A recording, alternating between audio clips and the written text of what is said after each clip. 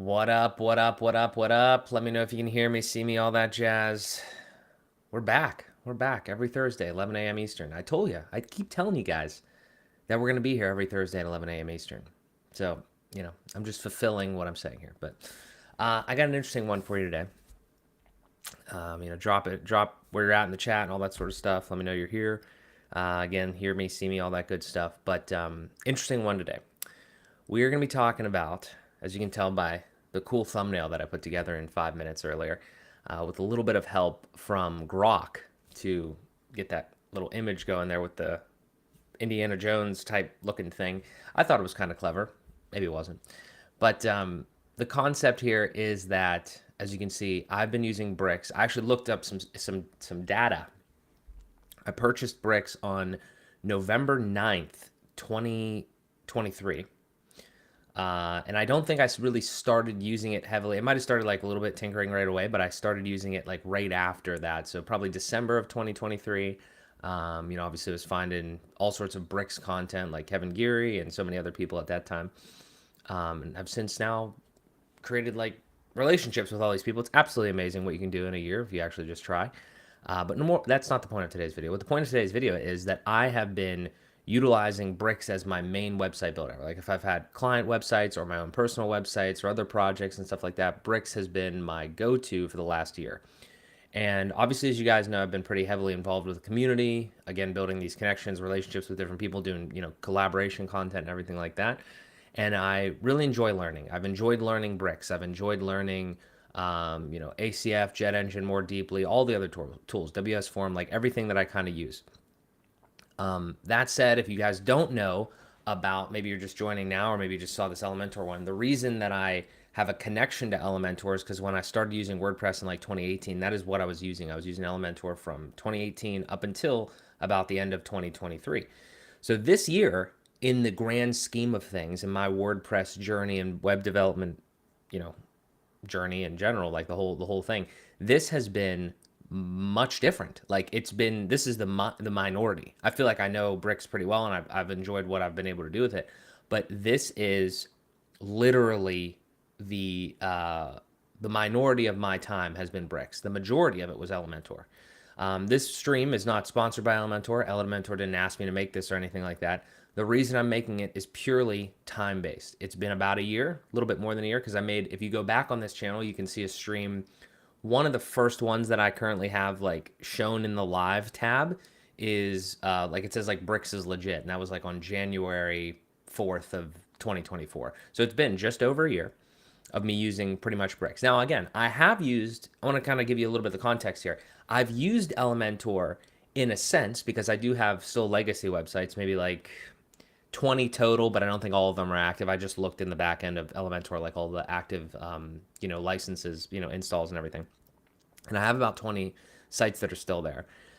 So I have been in Elementor here and there. The problem is Elementor has changed so much. This all kind of wraps into why I wanted to do this just for fun today, is because there's a lot of other creators currently that I'm subscribed to that still use Elementor, still use bricks, and like kind of use amalgamation. I really haven't seen the true fresh install of Elementor on a site that I have for a very long time. I don't think, my hypothesis of this stream is I don't believe that I'm going to be switching to Elementor. I don't think I'm going to be switching back. Bricks seems like it's the thing for me as of right now.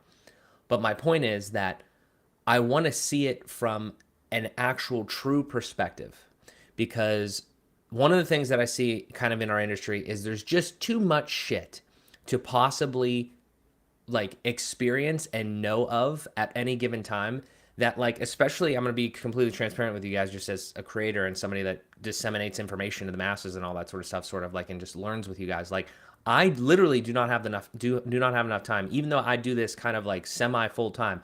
I do not have the ability to look at every single thing and learn it as deeply as I did know Elementor at one point, or as deeply as I kind of know bricks now, which is probably like kind of an intermediate level. Like it's impossible. There's too many tools. Like you could devote your time to that, but then you have to make sure you monetize that. It's just a whole thing. Okay.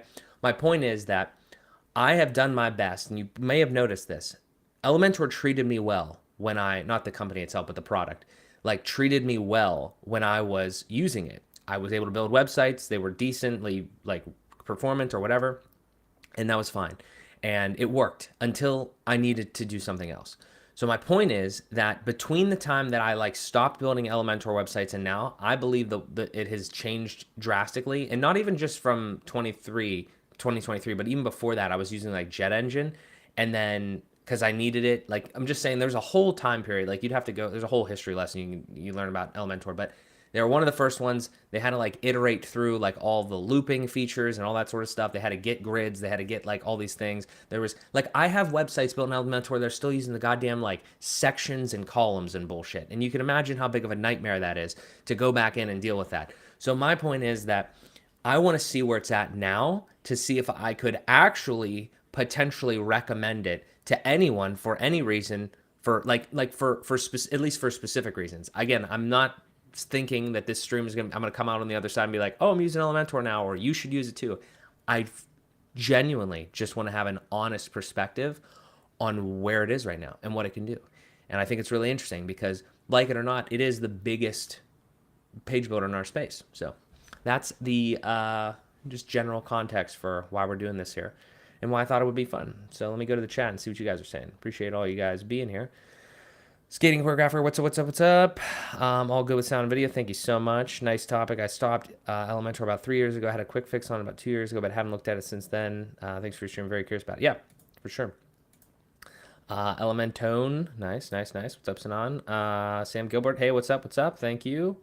Love the thumbnail. Appreciate that. Like I said, shout out to Grok and I guess Flux. I think I've been using Grok. I used to have Midjourney, but I've been using Grok because it kind of it just has it baked in there. It's like one of the best that I've seen for image gen. But if Max shows up in the chat, he's going to tell me like 10 different other image generation AI tools to use. But it's the best that I've been able to get my hands on other than going back and paying for Midjourney. So yeah, did a little thing there. Disease, is that Elementor as a disease? I don't know. Maybe we'll find out. Kaif, what's up? Thank you for being here. Derek says, oh no, Elementor. Derek tweeted at me. He said, are we not going to have a live today? And I was like, I'm running a little bit behind schedule. Had some early morning meetings. And I said, people are going to be pissed off about this one probably. So I'm here for it. It's fun.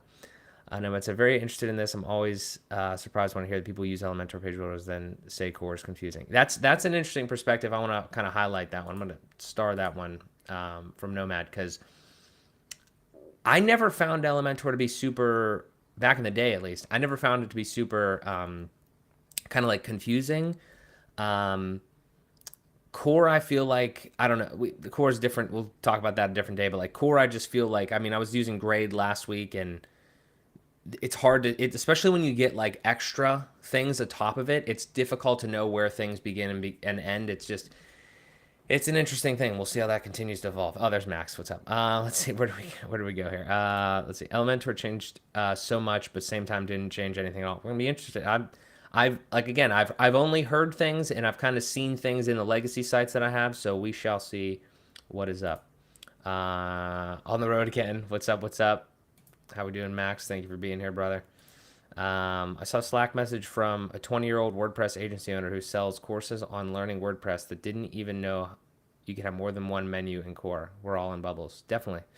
It's a very interesting space where there's so much you can do, but then the barrier to entry is low, but the barrier to becoming like really good at something is really just obviously in general is just time. But yeah, I don't know. I try to be as empathetic as possible because there's only, like I said earlier, there's only so many things you can learn. So, Jackson, thank you for being here. Thank you so much, brother. Good to see you. Sinan says, that's the only point, Mark, is the biggest page builder, and that's literally it. Yeah, I mean, there's something to be said for that. Again, I don't think that the biggest necessarily is always like the best.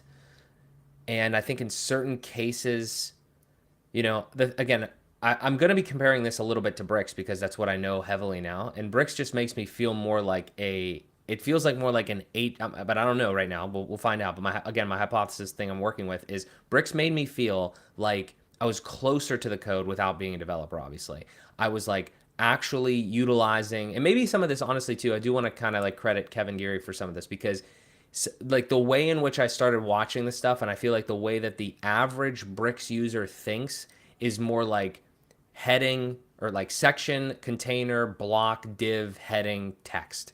Like it's not where in Elementor where we jump in here. And I mean, Bricks has those things too, but I feel like when you jump in Elementor, like the things that you're kind of hit with are maybe now it's containers, but before it was like section and column, which doesn't make really like semantically a lot of sense. And then it's like, you know, you have all of these other widgets that are like predefined and you don't really have a lot of control of them and all sorts of stuff.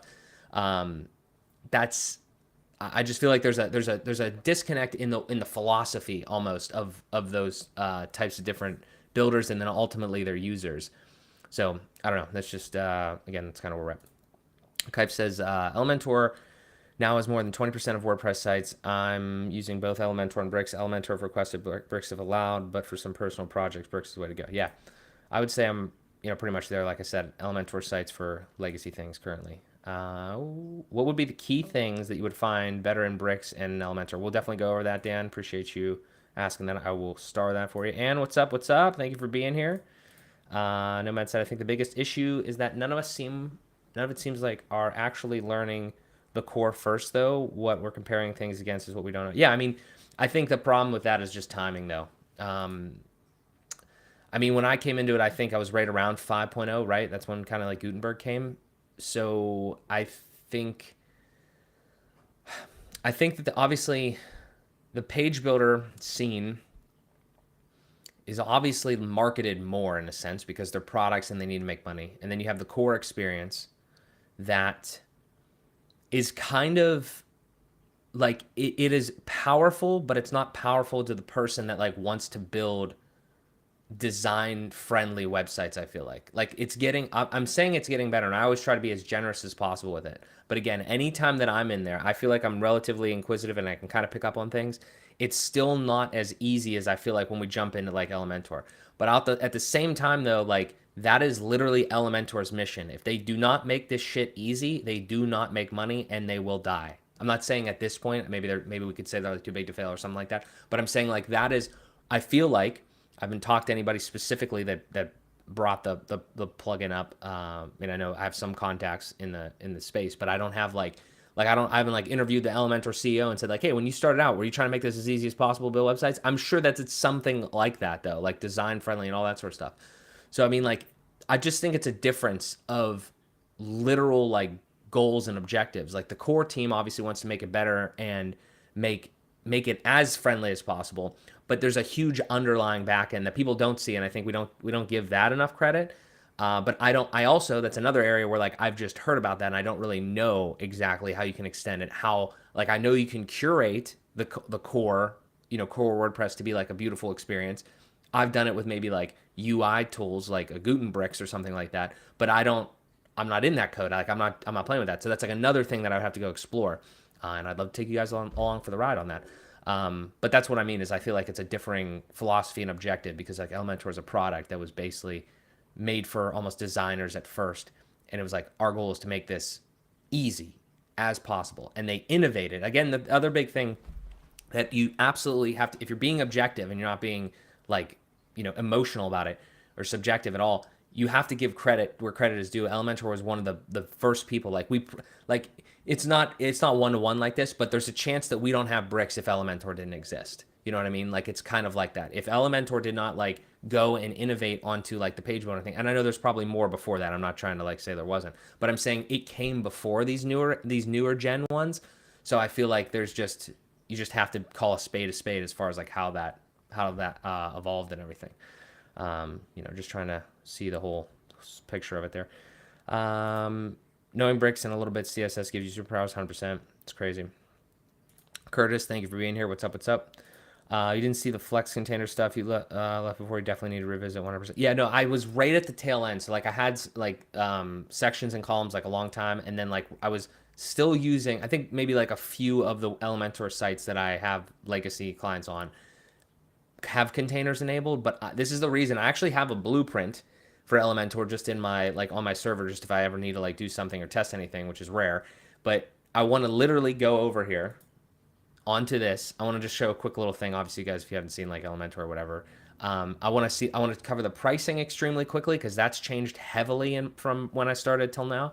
And then I also want to talk about literally from scratch. Like I have a demo over here, and this has 0 plugins, 0 themes. I want to go from the nitty gritty because there's or the complete start. Because the other thing is that while I've listened to all this from like the Bricks realm, like I've been over in Bricks camp and I've been like looking at like Elementor stuff and obviously just following other creators, like that whole bullshit about the AI things always popping up and all sorts of stuff. I am going to treat this like a basically as I do now, like almost like product consulting. Like if I go through this, if Elementor watches this, they are going to get value out of this, at least from my perspective, and I think probably some other people's, because I'm not gonna be an asshole about it, but I'm gonna be like objective. Like this is something shitty that you're doing to your users. I know you're trying to make money. I totally get it, but I'm gonna install the free version.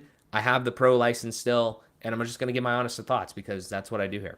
So yeah, so let's dive in a little bit here. So this is our Elementor, the homepage here. Just we're not going to go through this entire site or anything, but just kind of see what they highlight. Build a website to create build a website, create your future. Okay, that's interesting. I probably would have put a period there, but host, build, host, and generate. Obviously, hosting is a huge thing. I don't have that. We're not getting into that today. We're just talking about the page builder part, but it does seem like they're kind of moving towards that realm of almost like a more full service type of thing, like a full product scope type of thing where they have hosting. Obviously, that's been around for a little bit now. But yeah, now they're layering the AI stuff. I do want to I don't know what we're going to find in here. Truthfully, I've not set up a new Elementor install in a while, and I'm wondering how much of the AI we could play around with or anything like that. And if you guys have any questions, let me know, because I literally don't know what I'm doing here. I'm just trying to familiarize myself with Elementor after not using it for a year. All right, so this is the main thing that I want to discuss here, though, real quick, because I've seen this page change like 16 times in the last 4 years. The pricing in WordPress can be pretty low, on certain things. And again, it depends on where you're at in the world and how if you're a product, you're going to have a different perspective on that. But in my opinion, it's pretty low in general. In this case specifically, I want to just tell you guys, when I bought into Elementor, I cannot remember what it's called because my plan has literally changed, which I am not a fan of whatsoever. Like I get it, but it's annoying. When I bought into Elementor, I bought the unlimited one, whatever the hell it was called, like agency. I think it was back when they only had 3 plans, like 1, 3, and unlimited or something in like 2018, 2017, somewhere around there. And I had unlimited websites for, I want to say, I could probably check, but I don't want to like dox any of my stuff in the back end here. Let me see if I could like pull it up on the side just real quick, and see if I can get you like some actual information. But I remember that it was literally what I'm paying now is about $160 a year for 1,000 websites. And just to compare that, let alone whatever the hell I paid at first for unlimited, which I got, kind of shafted on, which I don't really like that business model. I feel like you should always kind of grandfather your people in. I'll give a little bit of a pass for the unlimited thing because unlimited and 1,000 is very different. But I mean, honestly, who was actually abusing that would be my question. I don't have any answers for any of this. I'm just wondering. Let me see if I can quickly find on this other screen. Just like kind of, I'm interested in like what I paid very initially. Okay, yeah. So the model was back in December of 2018. The model for Elementor was, it was $200 for unlimited websites. $200 a year. Sorry, $200 a year for unlimited websites. But I think it was like $200 one time for some reason, and then renewed at $150 because I see the next 5 or 4 years it was $149.25 or something, and now it is going back up to looks like $158, $159. I'm not sure if that's like a tax thing or something like that. It doesn't matter, whatever. So basically, my experience with Elementor has been unlimited for several years at $200 and then $150, and then now it's basically 1,000 sites for $150. So I'm just giving you the context. Let's compare that to what we see now. Also, I did try to download my invoice, but I don't know if it's going to come through. I tried to download my invoice and it said it was going to process and send to me, like my very first invoice. I just was kind of interested to see it, but it doesn't seem like it came through. So compare that to now if you wanted to actually get Elementor. For 25 sites, you're going to pay $200 a year. Now they do this interesting thing with the monthly thing. Again, I'm interjecting a couple different points because I'm trying to like analyze this and think about all this. This is very interesting where like this is a billed annually plan. You cannot pay monthly for this, but like they give you this whole like thought process here of like, oh, this is only just like this much a month, which is, I don't know. It's kind of interesting. I haven't seen too many other people do it exactly like this. I've seen, obviously heavily where you can pay monthly, pay annually, maybe you get a discount annually, but that's kind of an interesting sales tactic there. Don't know how I feel about it entirely. I'd have to have a longer conversation to see how I feel about that. Just a random aside. I don't think it's bad or anything.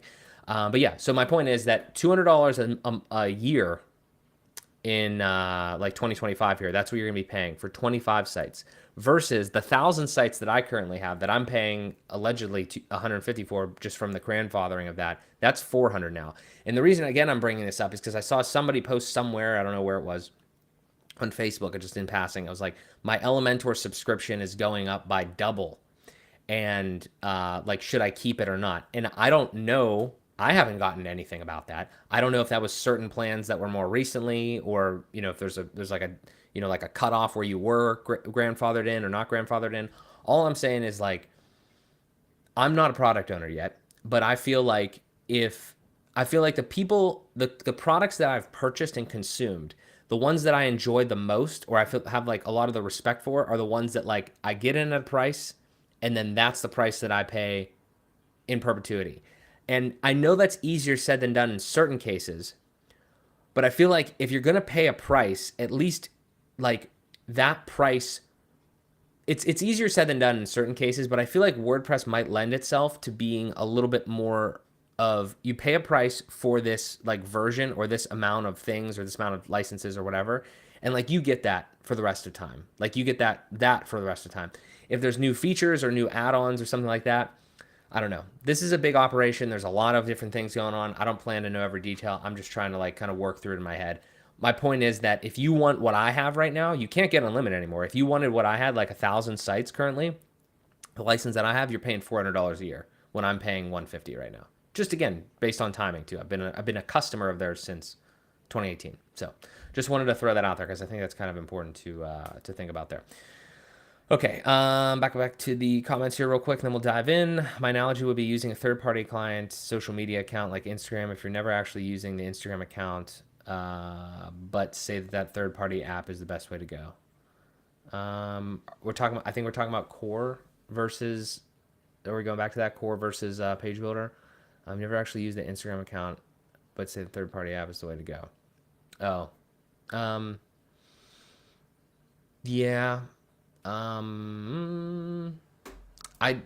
don't really love that example entirely because I feel like we'd have to unpack it a little bit, but I feel like just right off the top, just to give some thoughts on that, I feel like the difference is that there are verifiably things that you can do more in a page builder environment than you could in core. Not like you're still doing it all in WordPress, but the amount, I think it's a little more complex because there's another variable in there, which is like how hard is it to do, like, or what are the skills required. They're like, do we want only developers to be in WordPress? Because if that's the case, then fuck page builders. Like we don't want page builders. We don't want people to be able to easily click, drag, drop, do different things.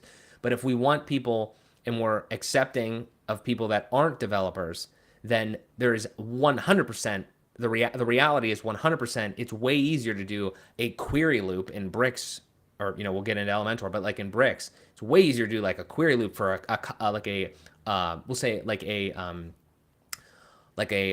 advanced type of query loop or a nested query loop or whatever than it is in like the core experience. So again, like we have to be very careful, I feel like, when we have these conversations, because like at the end of the day, if I knew how to code, or if I cared enough to like learn code really deeply, because I know it like obviously on the surface level, and I can mess my way around Claude and all that sort of shit. But like, if I cared enough to be a software developer, then I could build whatever I want. Like that's a very real thing that we have to stop forgetting. Like we're literally all of like, I realized this recently. When you pay for a plugin, all you're paying for is time. You're just paying for convenience. Like you probably could have built that yourself if you actually, it's not like a thing that like doesn't exist or is like extremely rare. It's just you paid to not have to take the time and energy to learn those skills and to think of that idea and do it yourself. So that's just the way, one way that I think about it is that we're not really paying for extra shit, but we are paying for like more convenience. I feel like a lot of times. I don't know.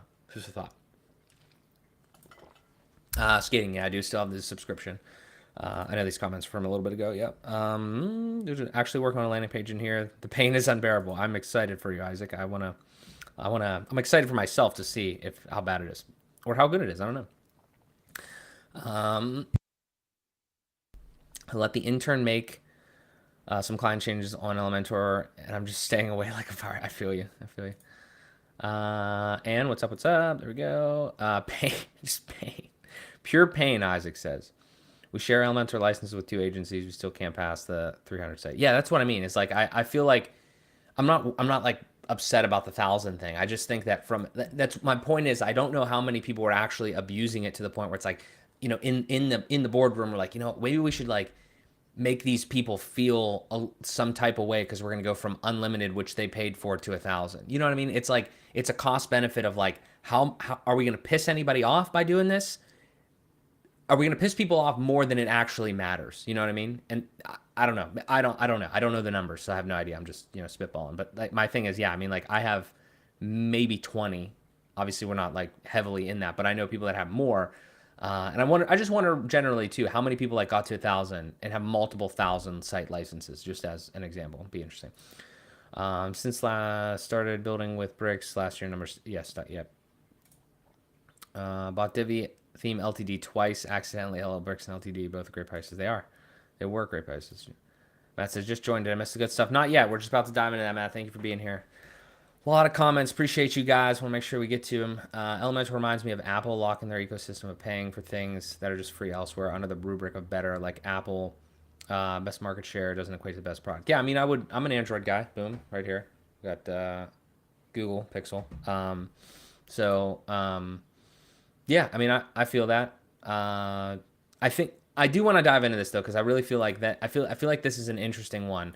I feel like what we're gonna see here though is that Elementor was the ecosystem. It's still a big ecosystem, but I really want to know. I am not going to install anything else unless we have questions or whatever you guys want to do at some point. Obviously, we can do that. But I'm saying like what I'm gonna do here, and let's just dive into this, and I'll come back to some more of the stuff here. So let's go right over here.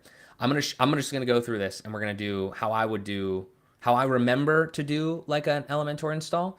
And again, if you have questions or want to see anything, we can do that. But my point about the Apple comment from Nomad is that I feel like the Elementor ecosystem was huge, still is huge, but was huge. And what I mean by like is that you needed so many things it was a good base, but you needed like a jet engine or this, that, or the other thing to like make like more custom things. I'll tell you this real quick. I have videos on my channel, a couple from the past that I just got a comment on because people like are still in Elementor using it heavily and they're like, how do we do shit for free? And I'm like, I had a couple videos on there using like advanced post queries plugin, which was a free thing to do like some custom like relationship stuff and all that sort of stuff. There is just so many things that you can use to extend like the base level of Elementor that I'm wondering now with at least with Pro, because I don't know what the situation is with Elementor, the free one. Like with Pro, what can you do? What can you not do? Where is that line now? Because I think it's way further than it was before. So that's my hypothesis. Let's dive into this.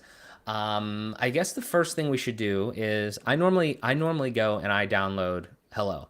Now I'm not sure if that's the first thing that you guys would do. Maybe you use Astra, maybe you use something else. But again, as you see here, it's like right here. So a lot of people are using it. I used to use Astra when I first started using Elementor. I was before they had Hello. I feel old. Feel a little old in this page builder time, but young at heart.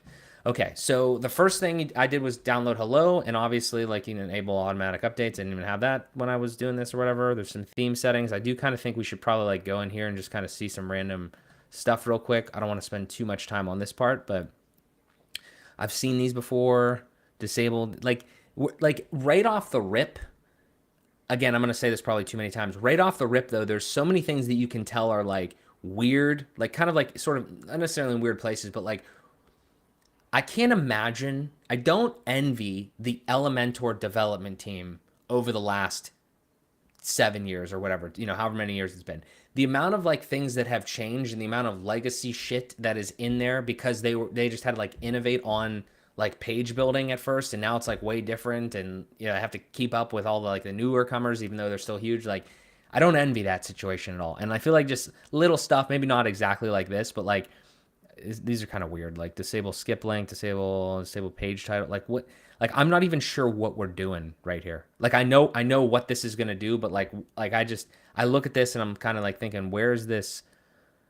What I just ran like why did they think that what happened that they needed to put this setting in here? Is kind of like what I'm thinking about in one way. So that's kind of interesting. Obviously takes you over the menus. Okay. And then, oh, interesting. I mean, like, this is something that really confuses me that I'm going to have to see. Like, okay, we have a pattern, but are these patterns going to be, I guess that was here and here. Just real quick, because we're here. Add a new pattern, test. Is this even, like, what is this going to do?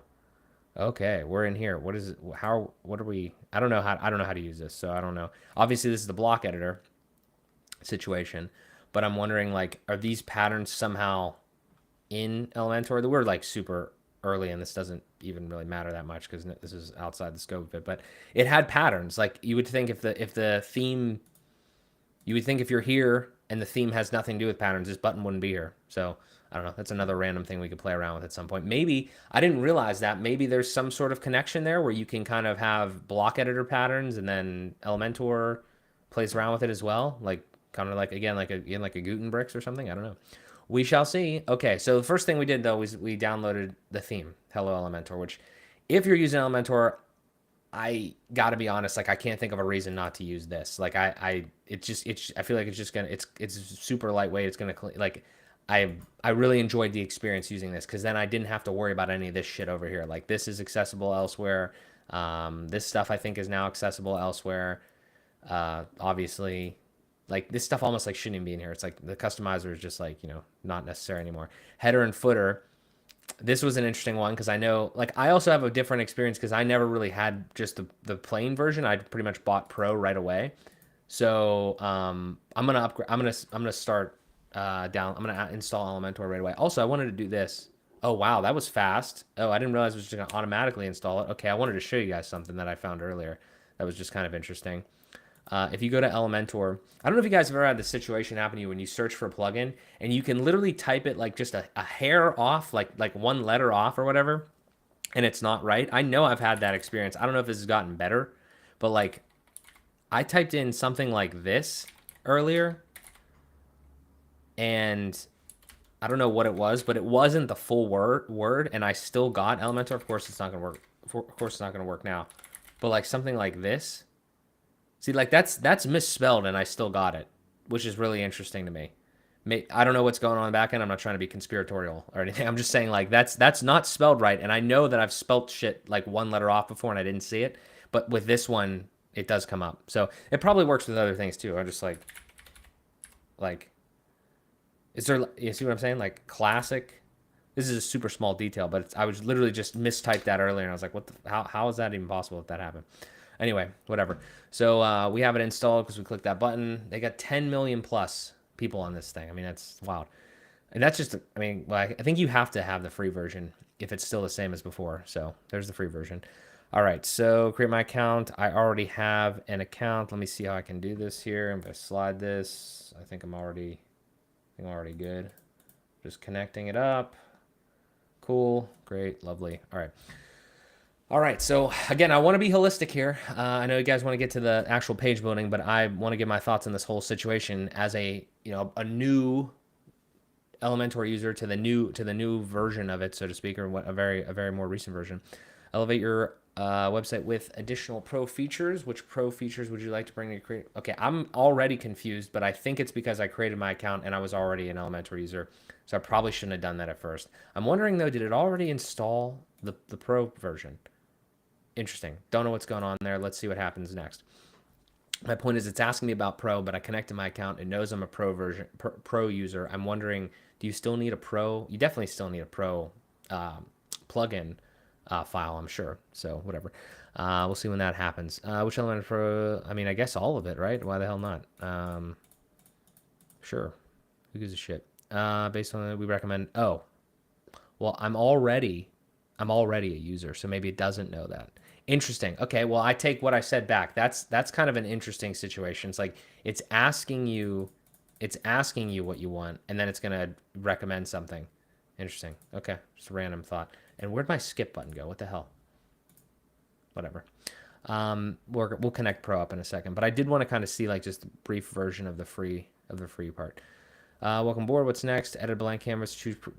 See, like I always strayed away from these templates, bro. Like, especially during that transitionary period, I was like, I want to use containers, but now I can't use any of these damn templates. Now I'm sure they're changed now, and I do want to see, but that was the thing is like, how are we gonna have templates? Because I know it existed for at least some time. Where how are we gonna have templates that are not using the new structure, the new like the new architecture of how we build stuff?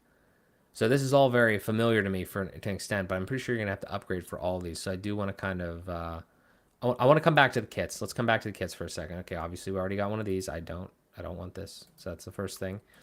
Let's take a look here. So we don't have Pro yet. Let's see if there's anything that I just want to see kind of like the a little bit of the limitations. I know there's going to be a lot of limitations. Obviously, you can't do like dynamic data. You can't do anything like that. I'll pop into the builder here in a second, and we'll just kind of look at it. Let me see if you guys. I want to make sure you guys. We got some comments here from you guys. Da-da-da. Yesterday I had to revisit an Elementor website I built a year ago, and I hated my life. Just got off work. I had a frustrating day trying to implement own custom stuff in Elementor. Oh, well, maybe, Matt, if you have questions, I mean, I'll do my best, but we'll see what's going on here. Wish my company would adopt another tech stack. Interesting. All good feedback here. Rebuilding a site that has 236 pages made with Elementor. Almost there, though. Jeez. I mean, that's the other thing, too, is like Elementor does have the theme builder, but I feel like I knew how to use it, but I don't know if everybody knew how to use it at that time. And obviously it's a cycle, right? Like it's however you gotta like kind of like want to learn the new stuff, like get better at it, like find content on it or whatever. But my point is that I've seen that. Like I've seen a ton of pages and they didn't all need to be pages. You know what I mean? Like I can't think of a scenario where you'd have to have 236 pages. Like I feel like you could do something else with some sort of custom post type to do that. Those pro widgets, though, it's almost like you need a degree to understand their pricing nowadays. There's a lot of stuff. It's crazy. It's crazy. Just scanning through some comments here. That's my argument and our point on the couple of things that I was posted above. If you don't know what the core functionality is, how are you comparing it? No, I mean, again, I don't compare to know it, and I'm not trying. I know we're back and forth here on the comments. I'm not trying to compare this necessarily to core or anything like that. I just know I was having a conversation earlier this morning. I do my absolute best. I don't know if you guys have noticed. I do my absolute best to not shit on Elementor because, again, like I said earlier, it treated me well.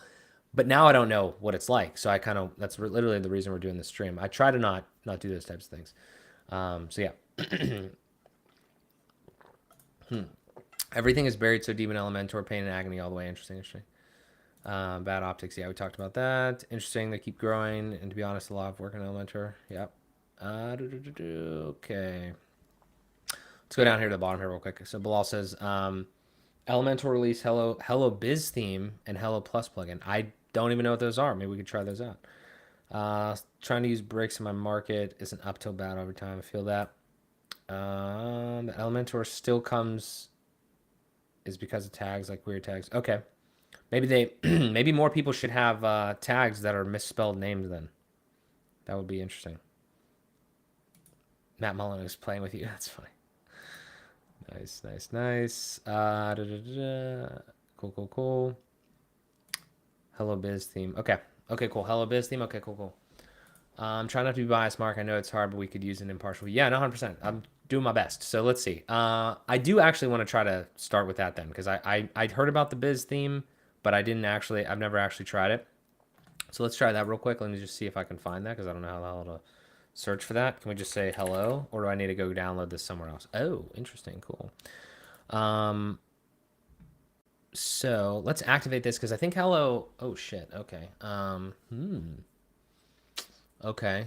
Okay. So all right. Well, I'm giving my thoughts though. Already though, I'd be kind of confused. I feel like because now I have forget the hello thing that I just downloaded. That's whatever. But now there's Hello Biz. So I have to have Hello Biz this the theme. Forget about this one. Now it's gonna install the Hello Plus plugin. Okay. We're gonna go through this setup here real quick because I feel like this is kind of more in line with maybe our target, audience here with some of this thing. Okay, so this is actually hilarious because I'm almost certain I've used this digital marketing agency one at one point in my life. Portfolio, maybe. All right, let's just do this one because it's probably. So this is a demo. I've seen this one in some facet before. Okay. Apply kit. Yeah, whatever. Didn't have any. Enable unfiltered uploads. Okay. That was weird. I thought I wasn't going to be able to click that button because it was grayed out, but whatever. Setting up my kit might take a few minutes. Still confused on where the pro line starts, where the free line ends and pro line starts. I would definitely be confused if I was a user, a new user of this. I again have a little bit of experience back in the day, but yeah, still would be kind of confused. While this does whatever the hell it's doing, Marcus, what's up, Marcus? Thank you for being here, brother. If you set yourself up right, Elementor is a great page building tool. It has its flaws, but it's still my go-to for how quickly I can get up and running. Doesn't take away from others, but I like it. Yeah, I mean, again, I try to be as objective as possible. You can't say you can't really say Elementor is. I feel like anybody if they're a little disingenuous if like they say Elementor isn't good. Like you don't get to this level without being like good. You know what I mean? Like there's definitely you can build websites with it. You can build it fast if you build it. If you build it, if you're used to it and you build it the right way. I think the big things, and I probably should have said this at the top, but I think the big things that like I'm gonna try to discern from going through this is like, are there actual performance issues still? It's gonna be hard to do because we're probably not gonna build that much shit. But are there real performance issues? Where are the actual customization limits, so to speak, with again like the CSS, the dynamic data, that sort of stuff, without adding more things? Obviously, you'd probably need like an ACF or a jet engine. You need it even in bricks to like create the things. But like, what can you do without going and like getting like extra paid plugins outside of just your like CPT, for instance?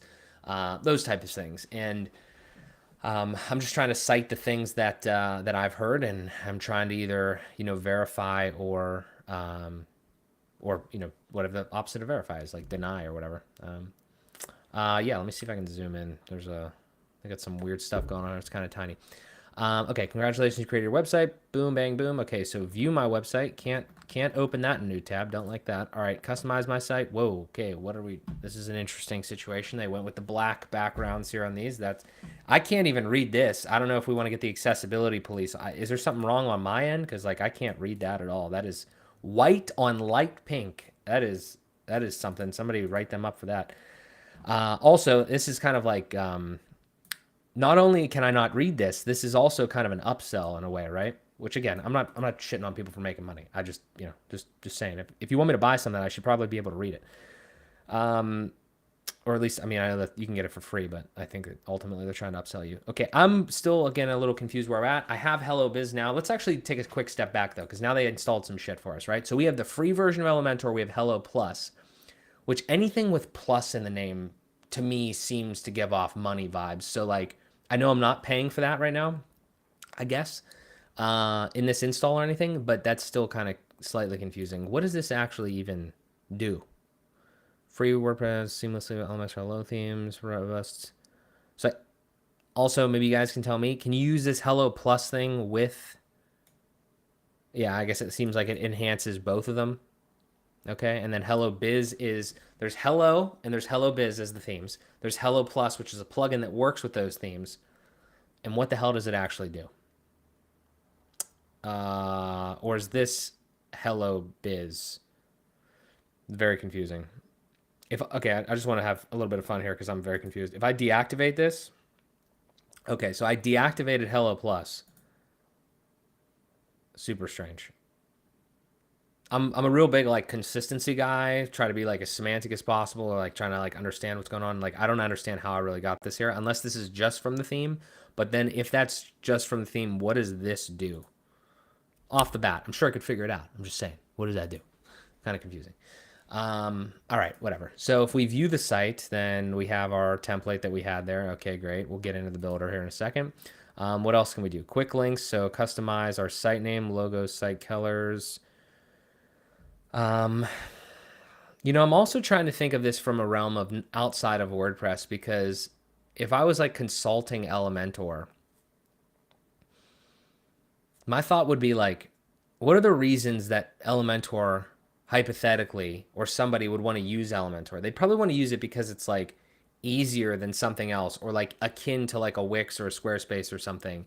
I'm wondering like, what could Elementor do further to make this less of a WordPress experience? I'm trying to think as like an Elementor product manager in a sense. Like what does that actually look like? I mean, because I don't think it looks like this. This is still pretty confusing, I feel like, to a degree. Okay, we're back to the setup wizard that I just did, so I don't need to be there. I don't. That's weird. Settings, SEO, and accessibility. Disable skip links. Okay, hide page. Okay, so that was okay. Interesting. Wait a second. We got to go back over here for a second. I know we're in the weeds a little bit here, but what the like? So when I had this on, I had those settings, right? Remember those settings that were down here? So we don't have that settings thing down here in Hello Biz. Man, this is what I'm talking about. This is just so much shit to manage when you do all this legacy stuff. Like this theme over here is 5 years old or whatever it is.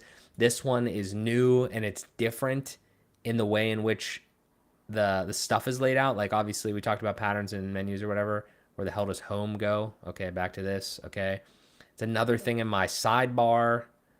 It's weird. Okay, so then we come over to customize here. Just see what we got here. Obviously, same shit. Okay, menus. Okay, homepage settings. Yeah, you can get all this. We need to get rid of the customizer. Or like, I don't know if you don't need to have. I'm not a theme developer. I don't know if you don't need to have the customizer, but all those settings are somewhere else. Like, there's no reason to like confuse people with multiple places to do shit. So, all right. Let's go here then. Okay, so we'll get that edit homepage. Where is this stuff going to take me? Oh boy. Oh boy. Okay, well that just threw us the fuck in here, huh? All right. Discover new superpowers. I really don't want to do it just yet, but I'm not 100% sure. I kind of want to click on anything that pops up because I want to know what the experience would be like for the layperson that's going to click this button. So let's fucking click it, whatever. Okay. Been through this before. Don't know what I'm still in the free version. I don't know where the money comes into play. Again, as I said, obviously I already have the subscription, but Elementor AI, okay. Yeah, look, sure. I'm just clicking all over the place now. There's a lot of things. Okay, I don't know exactly what just happened there. I clicked to do the Elementor I clicked to do the Elementor AI thing, and I didn't get any more modals. I just got like I got a weird thing where the structure panel went away. And was there supposed to be like a pop-up? Did I like trigger something? Did I trigger something that, yeah, I have literally no idea what happened. I think I triggered something. I thought like a pop-up was going to come up for the AI part, but I also thought that the AI part was money. So I'm confused on where that goes. Could be wrong about this. Okay. But again, let's remember where the hell we were. We literally were here and I clicked this button. Like all I wanted to do, this is, Elementor should literally pay me for this product feedback. This is ridiculous. Elementor, I'm open to product feedback. I'm not gonna like fluff your shit up, but like this is good stuff. Like I'll do this for anyone because this is really how your people are using this shit. And I'll go to comments too because I'm sure you guys have some thoughts. And I mean, again, you probably know how to use this more than I do recently because I've never used Biz like Hello Biz. But you got to think of this stuff from somebody that doesn't know how to use this. Like why am I clicking this button? And this is I know why it's taking me in here, but why are we triggering I guess I get it because there's not enough conditions lined up to be like, oh, this is the first time in the builder. Show them the pop-up shit. But I'm just saying, like, that's something people are going to click and they're going to be immediately derailed from what they were trying to do. Because now, again, this is a totally different experience and this is where I do this stuff. It's actually just a bad place to put it in general, if you think about it, because I clicked in here to change my name. I want to do that. If I don't have, it's exactly what just happened to me. I'm so glad we're filming this and recording it, because if I do that, if I open that thing up and I want to change my name and then that shit pops up, I could say like skip or whatever, but what if I want both? And what just happened? Like I'm getting derailed to go do this other thing when I wanted to change my name. But if you just let me change my name and then let me come back to the other thing, then, I feel like it's a little bit, maybe you kill two birds with one stone, so to speak. It's very weird. I mean, I get it in an extent because it's the first time being in the builder and all that sort of stuff. But damn, I feel like that's something that could be, thought about. But you don't need empty theme like element to. Okay, interesting. Interesting. Okay. Can you use Hello Plus without the Elementor plugin? Good question. It did seem like you had to kind of have that. Not 100% sure. It says that there's Hello Plus brings in design kits for the theme. How hard is it to read a few more lines in the description? Sorry, Sharice. Apologies about that. I'm kind of doing a live stream here, but I appreciate that. Thank you for bringing that up. Yeah. I mean, I guess it brings in more kits, but I was pretty sure that was also in like the actual Elementor thing as well. So yeah, appreciate you though. Thanks. Color contrast, it's horrible. That was a little weird. Yeah, it was confusing. Number plugin makes it very confusing. Yeah, I'm getting, like I said, just getting those vibes there. I'm interested to see what we can actually do with it though. I usually use the customizer just for icons, sets like that. Yep. Plugins, themes, Elementor. This is going downhill fast.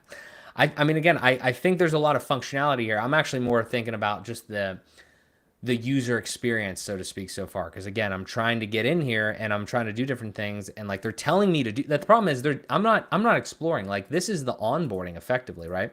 Like if you go back here, and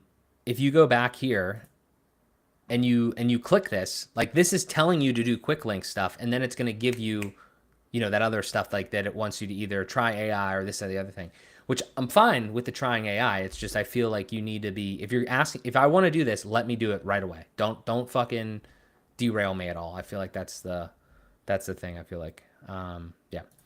The off-putting dark boxes in the settings are in the settings for Hello Biz. Follow your OS dark mode settings. Looks better in light mode. Interesting. Okay. Interesting. I mean, I probably do have dark mode on. I can turn that off, maybe. Do I have dark mode down here? I mean, I guess that's very possible. Still a little confused though, because do they not have access to back here? Why wouldn't they turn the whole thing black or dark? Oh, that's my thought. Don't know. But I mean, that's a good point though, Marcus. Thank you. Elementor copy and pasted so many things from bricks. That's funny. Why are they confusing people? Why they're confusing people? They will also price the Hello Biz. Okay, gotcha. Now people have to hire developers to set up a free theme. Yeah, that's funny. Mark, can you check the DOM before building the site? I want to see the structure. Yeah, for sure. All right. I also do want to see right here. So this is a kit that was in here, right? Okay, so these are containers. That's nice. I want to see if there's any kits that still have sections, truthfully, like some old ones that I remember. Okay, access to all pro widgets. All right, again, we have Elementor, we have Hello Biz installed, right? And as Sharice pointed out, it gives us more templates, right? And I clicked one of the templates that came in here, and I'm getting a couple things. One, access to all pro widgets, upgrade now. So we'll look at that. This is also new UI for anybody. That's the other thing too, is like the actual UI of the builder is different. The publish button used to be like down on the left and all that. So like I still have sites that like don't look like this. I probably could click a button and upgrade it, but my point is that like there's a lot of different variations if you were an Elementor user for so long. So that's something that's kind of interesting. And let's see if we go to elements. So all these are pro. We're gonna have to upgrade to do that. Okay, so we have container, grid, the basic stuff. Interesting. I'm pretty sure you have to upgrade even for like dynamic data and things, obviously. So that's interesting. Okay, cool. All right, so I do want to check on that, but let me see if I can. Where's the quickest way to see it on the front end? Is this actually a front end preview? It's kind of like a preview window thing. Let's see. Whatever. Okay, let's do inspect. Let me dock this thing in here somehow. Where's my dock button? Not that one. That one. Where do you guys like it? On the bottom? Let's see. Let's see what we got here. Okay. So if we just kind of like peer through this a little bit, where'd my little guy go? If we go like here, I'm not a DOM expert, okay? Don't claim to be one. Don't crucify me, all right? I'm just trying to see here what we kind of got just from playing around. When I built with Elementor, and you have all these extra widgets that aren't like text, heading, button, aren't those things? That's a big thing, right? That's a big thing that I heard a year ago. Move to bricks, it's super clean code. You know, it actually outputs what you put on the screen. There's a little bit of an asterisk there. I'm sure it doesn't do that exact. I could be wrong, but I don't think it does that exactly if you're using the pre-built widgets, okay? It's more of like the philosophy of if you just use headings and text and shit, it will do that. Now, Elementor was different, I think, back in the day, right? Because it's like adding in extra divs that the way that they had to do it, I feel like, or the way they developed it initially was like, it's like a div and then it's another div and all that sort of stuff. So like this is the header one. This is where we start like the actual main thing. So there's a div here, which also, am I wrong in saying there's actually a section tag, right? Like is this supposed to be like a section? Like do we effectively not have that? Can we change the little semantic tag in here? I don't know. I'm just saying, I'm just trying to give you guys a look and feel. But to me though, it still looks like this kind of does this. Again, this is just something that we just threw on here as a template, but it looks like there's div, right? And then there's like another div that has all these classes and extra shit on it that is, I don't know how this really affects performance, but it just looks like we're kind of doubling up. Like if we looked at the structure tree in like in a brick situation, I wouldn't expect to have a div and then another div and then yet another div and then another div and then another div and then another div. I mean, some of this stuff might be overlays and shit, but like now we're in here, right? And now this is what I would expect to have like two blocks or two, you know, like something like a grid, you know what I mean? Like set up in a grid. But I'm not sure. I don't know. Again, I'm not an expert here. So you guys, you know, don't crucify me, but I'm just looking at that. There seems like there still is a reasonable amount of extra shit in here that I wouldn't expect if I was to build this somewhere else using just like section container, whatever. I mean, even if we did that, like even if we were generous, section container, which I don't really think is a container. There's a container. At least it says, you know, it's a widget container. Yeah, I don't know. I have no idea. It seems a little interesting, but there we go. Hello Biz is for newcomers to have templates from Elementor for business sites. It also has some business sites related to widgets like Hero, HeroFlex, and Form. Interesting. Yeah, I mean, my only thought is like, is that not? Let me just go over that real quick. If we come down to kit library, I'm almost certain is you get like more in. Do you get more if you have Hello Biz involved? Is there like something that like Hello Biz does that Hello couldn't do that you get more of them in here? You know what I mean? Because I'm familiar with this. Like this was when they announced the theme builder and all that sort of stuff, and you had Hello. You could just, you know, download Hello, pretty vanilla, like basically nothing on it, and then you had these things. But I'm saying like if I didn't have Hello Plus or Hello Biz installed, and I searched for like agency or something, right? Am I still gonna have this one? I feel like the answer is yes. I could be wrong. I'm just still kind of confused on what exactly it does. Maybe it's more kits. That's very possible. But I'm just confused on where the line ends, so to speak, there. And if I'm confused, I think a newcomer might be confused. So I'm just wondering how I would explain that to them. Okay, where are we at here? Revisiting Elementor after 1 year of bricks equals pain. I mean, it's It's something, you know, we got something here. New widgets to easily get most important section without. Oh, okay, I see what you're saying. Gotcha. Oh, so there's new widgets too. Interesting. If there's new widgets, that's really interesting. There should be a section element. Yeah, gotcha. I just joined. You already lost me with that Elementor graphic. I mean, again, we're revisiting. I want to have an honest take on this. So that's where we're at. All right. So we talked a little bit about the structure there. We talked about that. Is there? I kind of want to like see like what this experience was like. Okay. So if you try to add like a new section here again, I have to say like this. I never had a problem with this. I kind of want to try the AI thing. I never had a problem with this as far as like the way to build. It was kind of confusing to have like you have pages, you have your templates, you have blocks. So if I wanted to have like a hero or something up here, like just like if we throw in another hero or something, we have these pro ones, which again you're constantly being like reminded that you can't do this shit unless you go pro, and that's going to send you over here. Okay, we haven't installed the pro yet. Is there any that we can install just for the fun of it here, just to kind of see the whole template? No, not all of it, most of it. Generate versions, that's kind of interesting. Okay. So what did this do for us? I really want to see if any of these still use sections.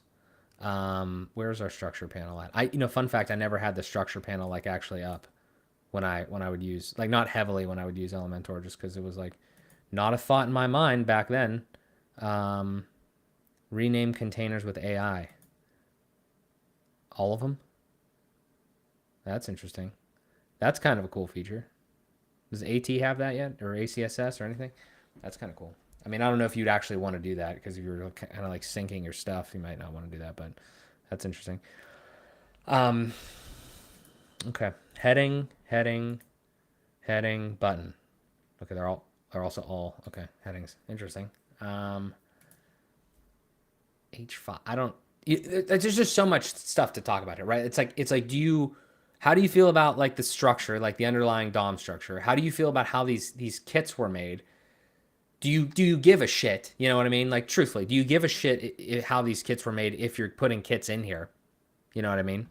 So like that, or templates, or generally anything like that. And then if you have like, okay, so this is pretty typical. It's interesting layouts there and everything. All right, so if you're just dropping shit in here though, if you have, I'm already confused though already on this container, because like this is a container.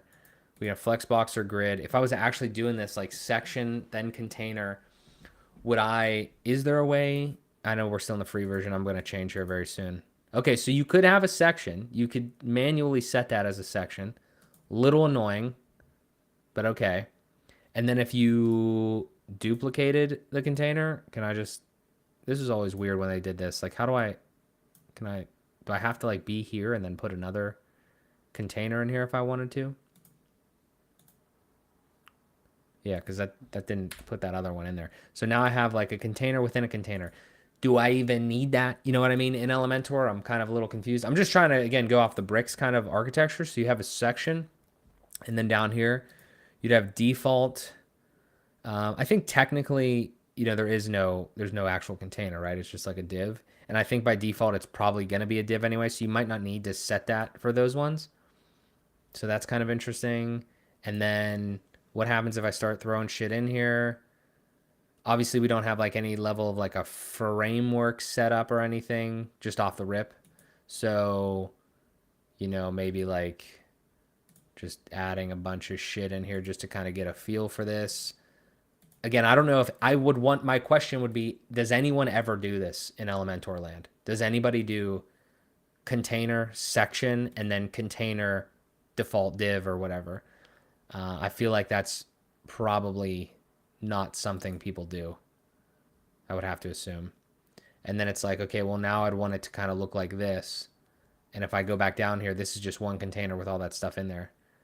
It's probably something you don't have to do. It's probably something they've kind of like taken out, understandably, to a degree. Like, they just don't want you to have to deal with that. And then I don't know, if we're playing around with these, see what we got here. View heights, like 100 or something, or 80. So I'm doing that on the section. And then now if I do this, is this going to work? That's super, I feel like that's interesting to me. Like, and if we, now, like, do I have to So we're flexing, justifying it here. So that kind of worked. How do we get it to the, can we not get it? Do we have to do this here? Yeah. Yeah, I mean, it honestly makes sense that you wouldn't use like you know, a section container type thing in this setup. I feel like the way that it kind of works. Um, I'm not saying it like semantically. I don't have the information. I'm assuming it's not the way you do it, but I don't know. That's kind of interesting. Okay.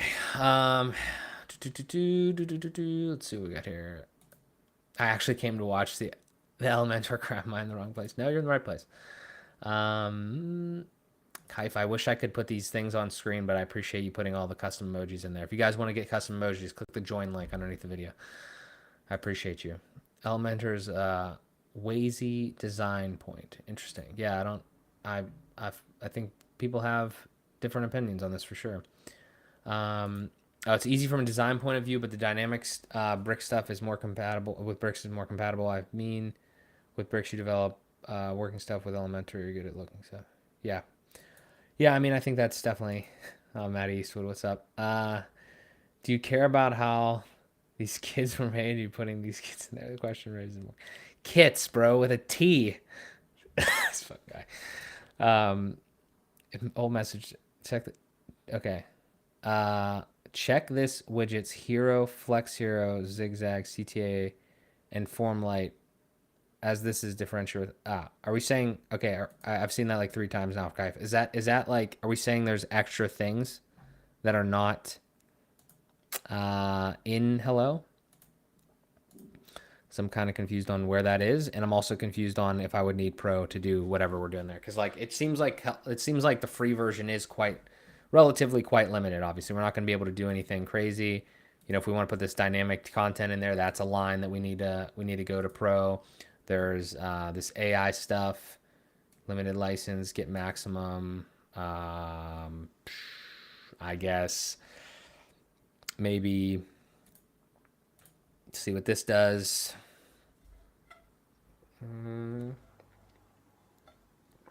Yeah, that was interesting. Probably should have made a better prompt there. Simplify language, make it longer or shorter. Okay, I've played with this a little bit. I'm wondering how much this actually gives you, how much you actually get here. Then you use text and you can just throw it in there. Okay, that's cool. MJS pain. Damn it, I wish this showed up on Restream. If you want columns, a few containers inside of wrappers, containers good. Gotcha. It's viral now. Too late. It's viral now. Gotcha. Okay.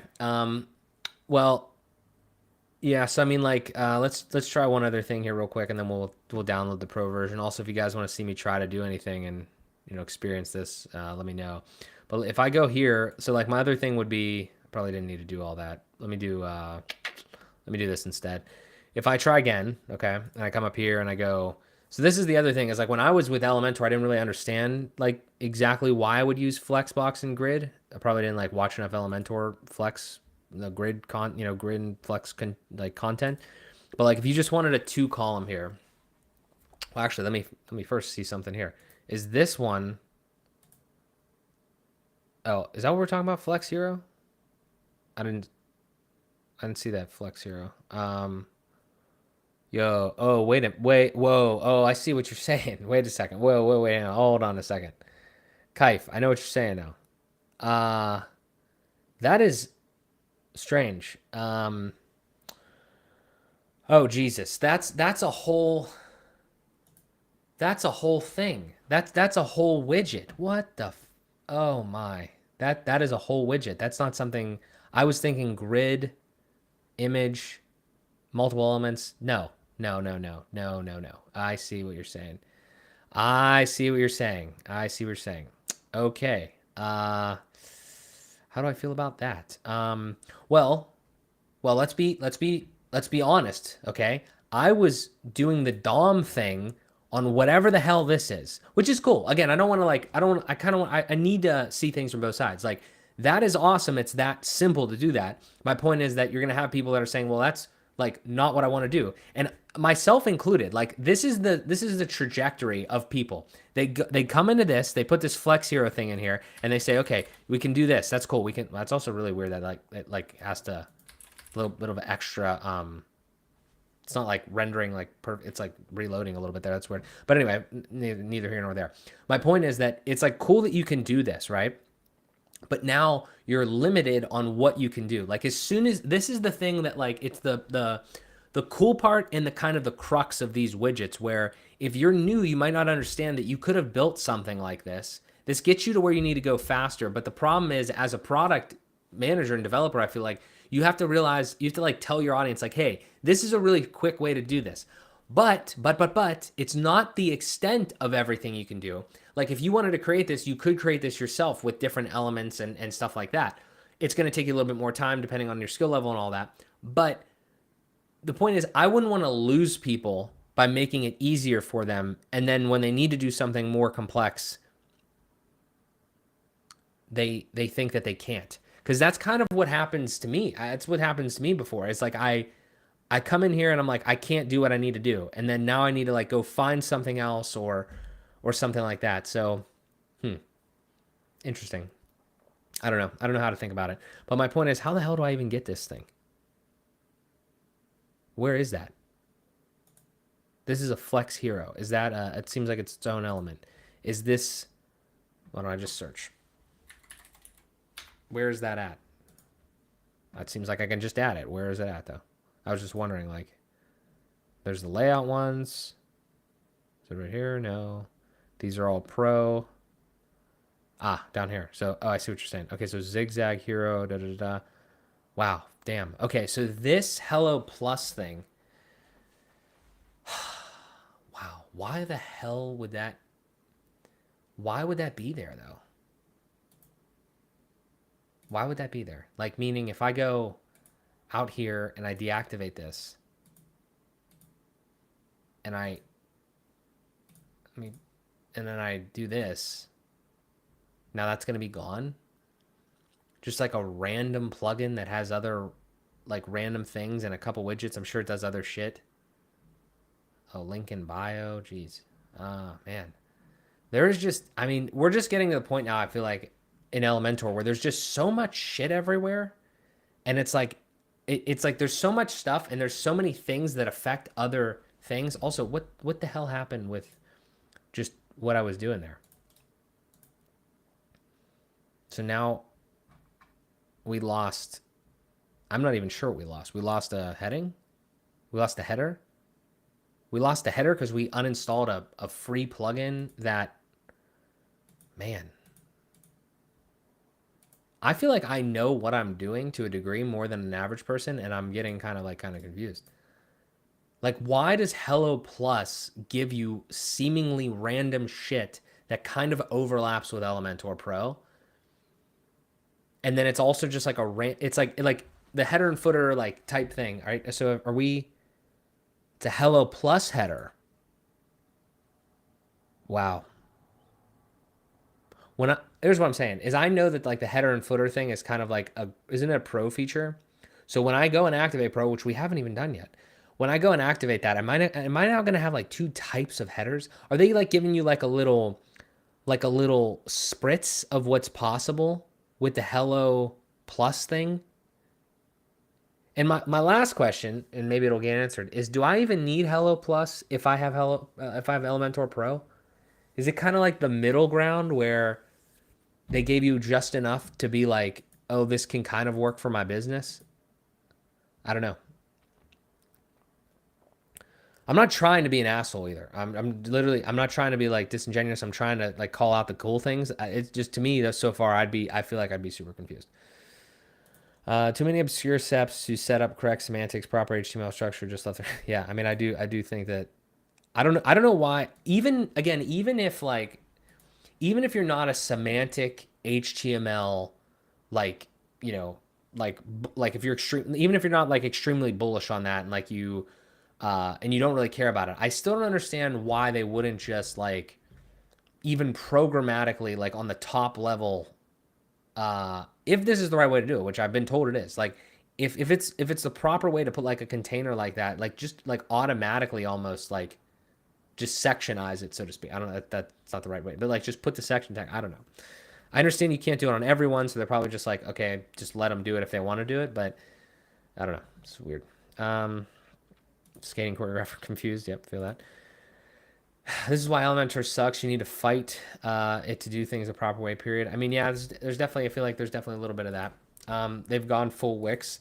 Honestly, though, I feel like from what I'm seeing and what I know of like Wix and Squarespace as of late, too, because I've had a little bit of experience with those, like, I actually kind of feel bad for Elementor because they're in such a middle ground area where like they're fighting WordPress because they're not like a closed platform like a Wix or a Squarespace where they like imagine the confusion that you might be going through and what we're trying to do here, but also you have to deal with like the core experience that, you know, we know and maybe not love, but we're very familiar with, like this whole shit over here. And now you have like, again, I'm just trying to like position this as like the completely average noob person.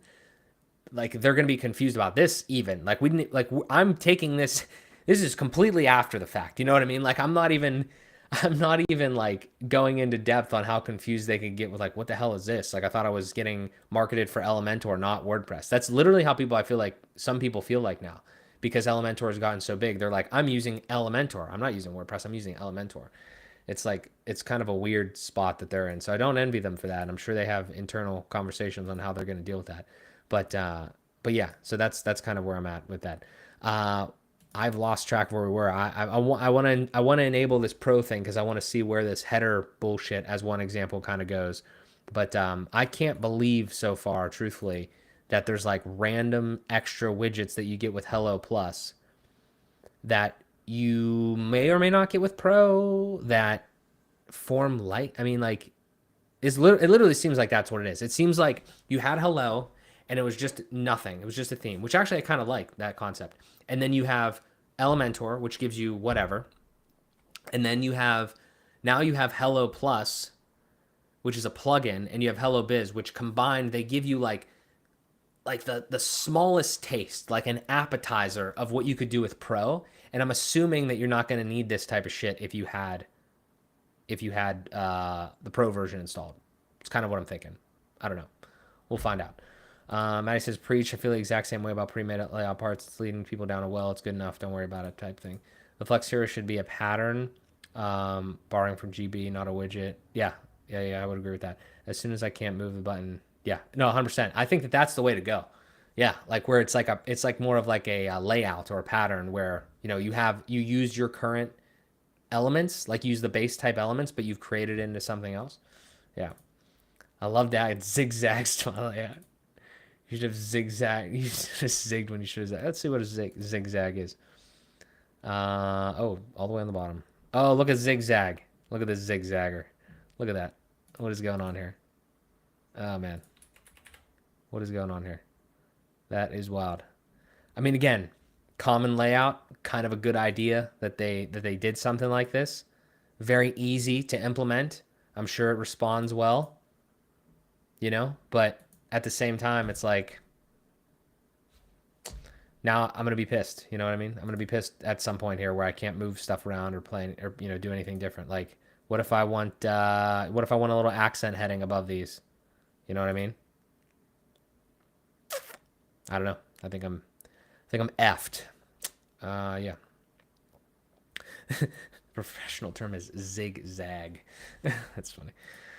I now have a migraine. Thanks, Mark. Sorry, I apologize, guys. I'm not, see software that does my thing for me. Bane of my existence. All this is getting in the way of my work. Yeah, I mean, I don't know. I feel again. I'm trying to give it some credence and credit. Like I think I'm gonna kind of like redo some of this. I'm gonna go back and I'm gonna go to Pro here in a second, and we'll see like what a professional Elementor thing is like. And I have high hopes for it because I was there and I was able to build some stuff, but it is really two different audiences. It's like they are literally telling you, it's like, hey, just do this as fast as possible. Don't worry about the future at all. Just get your shit up and do it. In some ways, totally get that. I mean, some people need that, and there's a broader conversation. We're too deep in the weeds here. There's a broader conversation about what websites are going to look like and how websites are going to get created. Everyone and their mom is saying like the whole AI, build a website with AI type shit. Like I actually want to try that too in here, see if what it does for us.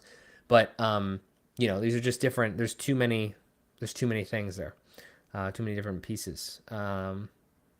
I've been stuck in Elementor on Elementor's customer sites all day. I don't know why I'm here for free. Well, hopefully this is easing some of your pain, or, at least, kind of see somebody else play around with it. Hopefully that helps, Matt. I don't know what to tell you. I appreciate you being here, though. If it's free, it should be in Elementor. Everything else goes in Elementor Pro. I kind of, yeah, I mean, I kind of like agree with that. I just feel like now we're kind of confusing the audiences. I genuinely don't know. I obviously don't know the technical architecture, but I genuinely don't even know why. Like, I would love to know, like, what was the reason for creating the Biz one, and what was the reason for creating Hello Plus as free like alternatives that were like, there's more stuff now installed on my website, that like, not just from a, more things installed, but from like a more things to like think about, where the hell do I do this, or if I deactivate this, what does this deactivate? It's like, these are, I feel like, common things everyone is somehow going to end up dealing with. Like, the layperson is probably going to have like a ton of different plugins eventually installed on their website, and it's just going to be a nightmare to kind of manage in any stretch. So yeah. I really did want to go back here real quick, though, and see if any of these old. Oh, wait a minute. Is there more? There might be more templates in Pro, or they like severely downsized, because I remember this one specifically. Where'd it go? I remember this one specifically, and this is a Pro one. I'm gonna come back to this when we get when I put Pro on here, and I want to see if any of these still use sections. I doubt it at this point, but I know that was kind of how it was. Is there any space here to help Elementor users? We're talking about specifically on this. I mean, if you have a question about Elementor, I will try to Elementor Anonymous. If you have a question, I will try to do it. Keep people's sections, another element. No, only beginner friendly stuff here. It's fun. Just to clarify, so right now it's Elementor free with 1-2 additional plugins. Do Mark randomly pick these up at the beginning of the stream, or did they come in and recommend? Yeah, no. So yeah, I might have said that here recently, but to this point, let's do a recap and let's dive into Pro, okay? Because I know that's what everyone wants. Just as a quick recap for anybody that just jumped in, all I did was I initially downloaded the theme, Hello Elementor, and then somebody reminded me and told me that Hello Biz was a thing now. So I have the free version of Elementor, and I had Hello Elementor. Then I downloaded Hello Biz, which is another free theme that apparently is centered around business and gives you like, apparently, like a little bit extra like business templates. So it's more than just Hello Elementor, because that was just like a blank free thing, which I kind of want to go back to in a way, just to kind of get a better experience. Because if I'm wrapping my head around this, I'm confused on why you would use Pro and Hello Biz. And furthermore, the other random thing that was kind of thrown in here, because it told me to download it when I downloaded Hello Biz, is this Hello Plus plugin. So at this point right now, everything you've seen before this in the stream, Elementor free, Hello Plus, and Hello Biz theme. And then obviously there was the regular Hello Elementor that was kind of like in there, but not heavily used. It's just, there's a lot of shit going on. Like I guess if I could make like a little bit of a generalization with what we're looking at right here, like this stack, we'll call it. Who is this for? I guess it's for people that have their own businesses and they want to pay essentially $0 to build a website. They know WordPress is good. They can mess around and get a domain and hosting for as cheap as possible. And then they throw these 4, or I guess 3 things on here: a theme, the Hello Biz theme, Elementor free, and Hello Plus, and they get this thing for free. And then they can go through the little, onboarding, and then they can create a website for, I'm not even sure where it was. Was it here? Choose a kit. Can we go back? Why the hell would this even be an option if I can't go back through it? It gave, like, so we clicked our template thing. We picked our kit, and then we got dumped out here. And these are the things that we got. So this Hello Plus situation is like giving you, again, the appetizer of a pro, just enough that you would need to do the bare minimum for a business website, I suppose.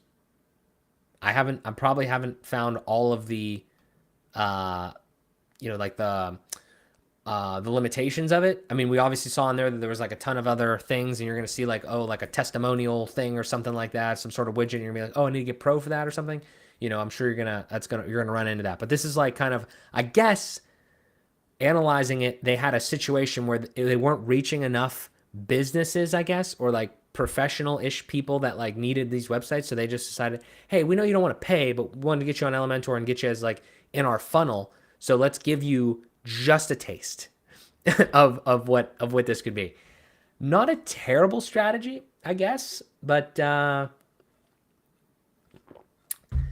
somewhat confusing, I guess. Would be kind of where I'm at with it.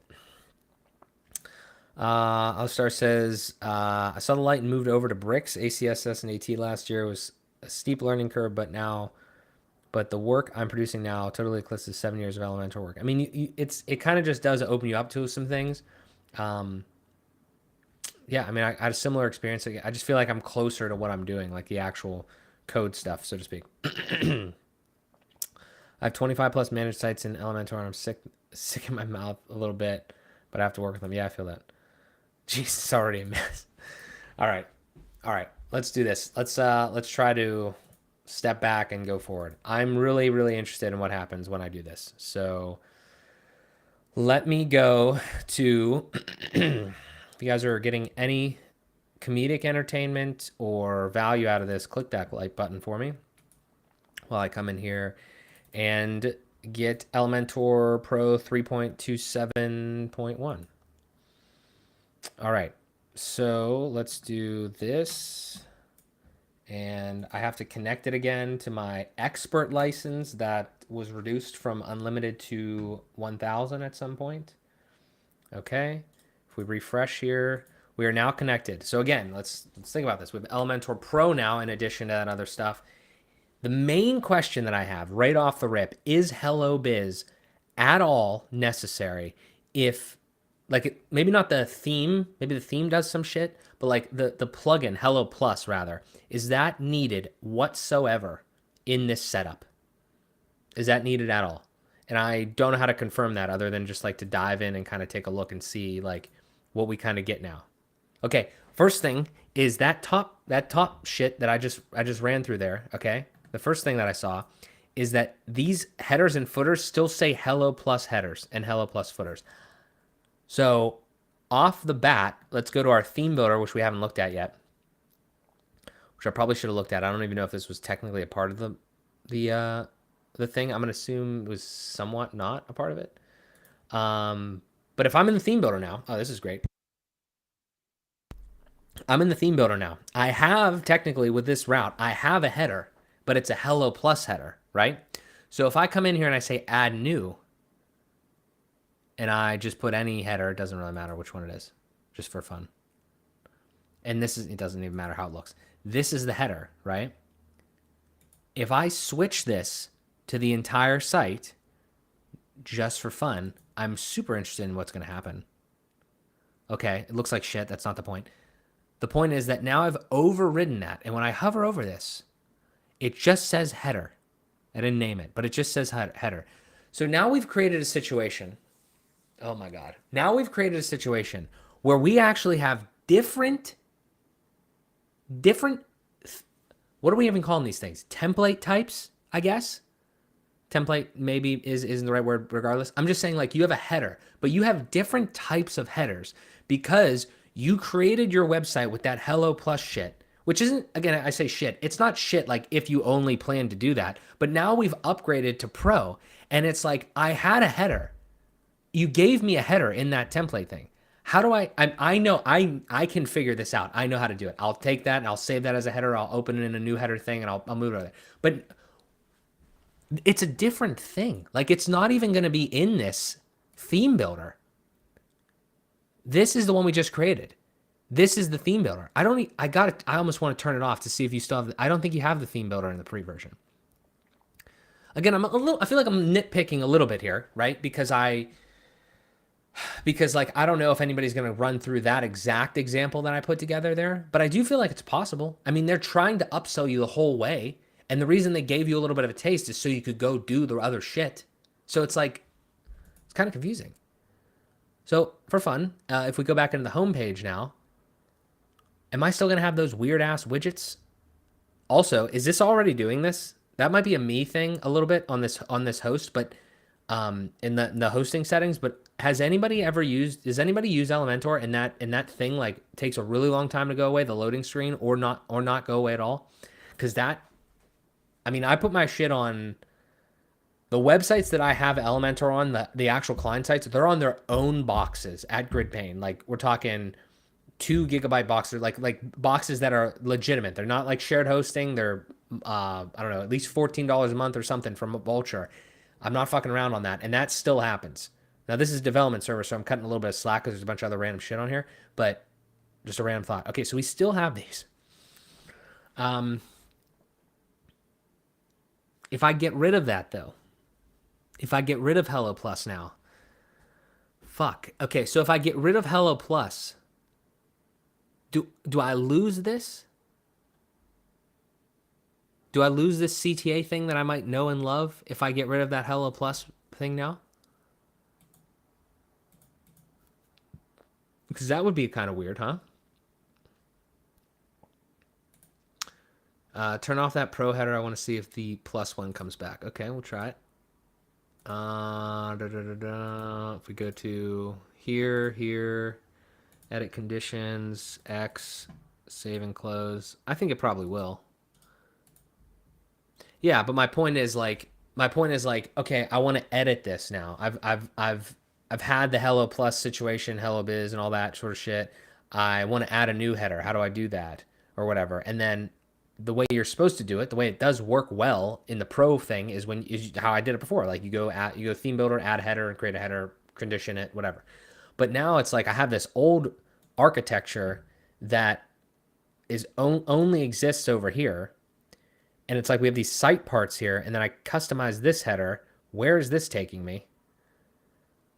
I mean, I feel like, okay, the one thing I feel like is I know they had at one point, there was like a place where you could go on the sidebar in the settings and you could like do like a theme header builder in, maybe it was in Hello, the original Hello. I just never used it because I don't think that's like a good way to do it. You should just build your damn shit with templates because everything's in the same place. It's all easy to handle and maneuver and stuff. Uh, yeah. All I'm saying is this transition seems kind of like kind of tough because you're just gonna be confused on where the shit's coming from. I feel like, in some ways. So, I don't know. Whatever. That's whatever. I guess that's that. Um, it's gonna be the same thing with the footer though. So real quick, if I go back here, there's header and footer. That's gonna be a weird situation because these are technically like Hello Plus, ones. Um, and then if I get rid of Hello Plus, I'm not going to have that. But my other big question though is too, because this would actually be bigger potentially in more different places. What if I was using a lot of those Hello Plus ones? What if I was using a lot of these Hello Plus things and these elements right here? What if I was using a bunch of these? Okay, damn. Okay. And that's kind of annoying. And like the forms and all this sort of stuff. What if I was using this?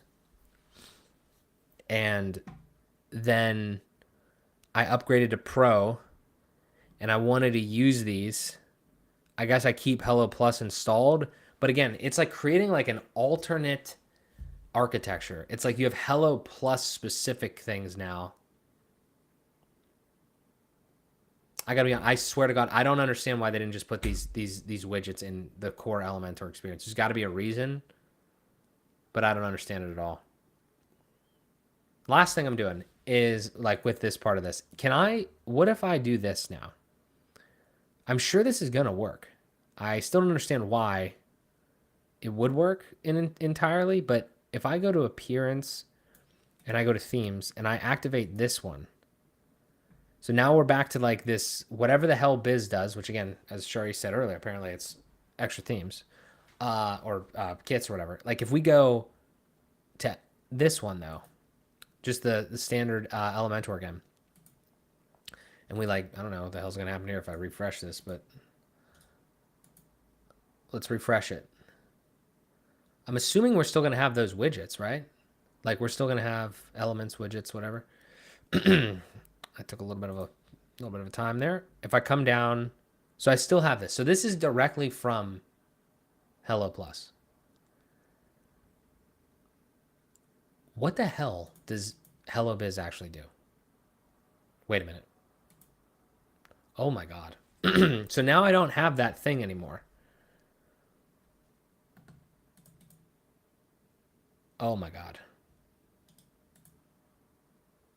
Okay, I don't even know what's happening now. So I don't have our little, I have some of this template. I have some of this kit. I still looks like I have like some level of zigzag. I don't have I have my hero or my Hello Plus header and footer. I don't have the thing on the admin thing over here to do that Hello Biz thing, which I mean it makes sense that I'm deactivating shit. I'm just trying to like wrap my head around. Now I have no control over those theme parts. I guess okay, this is the case. Okay. You can use Hello Plus with Hello the standard theme. I guess. Sort of. I mean, I did, like it's there, but I don't have any control over the kit. I don't have any control over the stuff anymore. Maybe I could go in and like, let's see what happens if I do this. Like, I guess I can still mess with this, but I can't really like go select a new kit. I guess that's because it's giving you those kits. It's giving you like a taste of the kits. It's giving you some random lightweight widgets that you wouldn't have otherwise. And basically, wow, this is just uber confusing if you're actually trying to analyze it. But I guess most people aren't going to try to analyze it, so maybe they know more than me. No idea. A lot of pains there. A lot of pains there from David S. Yeah. Okay. All right. Well, that was interesting. Trying to understand that whole structure of all that. Let's just forget that happened. And honestly, I still can't fully wrap my head around why you would want Hello Biz if you had Elementor Pro. Is there any real reason for that? If we go to Kit Library, we don't have Hello Biz. And let's say I have Elementor Pro, I don't have Hello Biz, but I do want that agency template again. I don't think there's anything that Hello Biz would give you that the Pro version wouldn't give you from a theme standpoint. Furthermore, that thing that I had up, the Hello Biz little modal thing that was the dark like things, that menu, that page on the admin, literally didn't give me anything that I wouldn't have had. Like I obviously give you quick links to the site icon or whatever, like those couple things. But actually, I would argue that the pages in the header part, you don't want Hello Biz if you have Elementor Pro because you have the ability to create your headers and footers. Why the hell would you want the random Hello Plus type shit? I could be wrong. I could be missing something, but I don't understand why you'd want Hello Plus or Hello Biz installed if you had Elementor Pro. I think you just want Elementor, Elementor Pro, and the Hello theme still. I could be wrong because I'm probably missing something because I don't see why they would make that decision. I also wonder how many people are using Elementor. I mean, I know how many people are using Elementor free, but are we making any money from that? Like, is our goal here just to get more people in the free version because that'll eventually get more people in the pro version? Super confused. I don't know. Damn, this is fun though. I really enjoy like analyzing all this. I should talk to the Elementor people to see if they need any product consultation. This is your free one, Elementor. This is your free one. All right, let's go to. I'm just gonna have to do this the way that I think makes the most sense then, because I'm still super confused.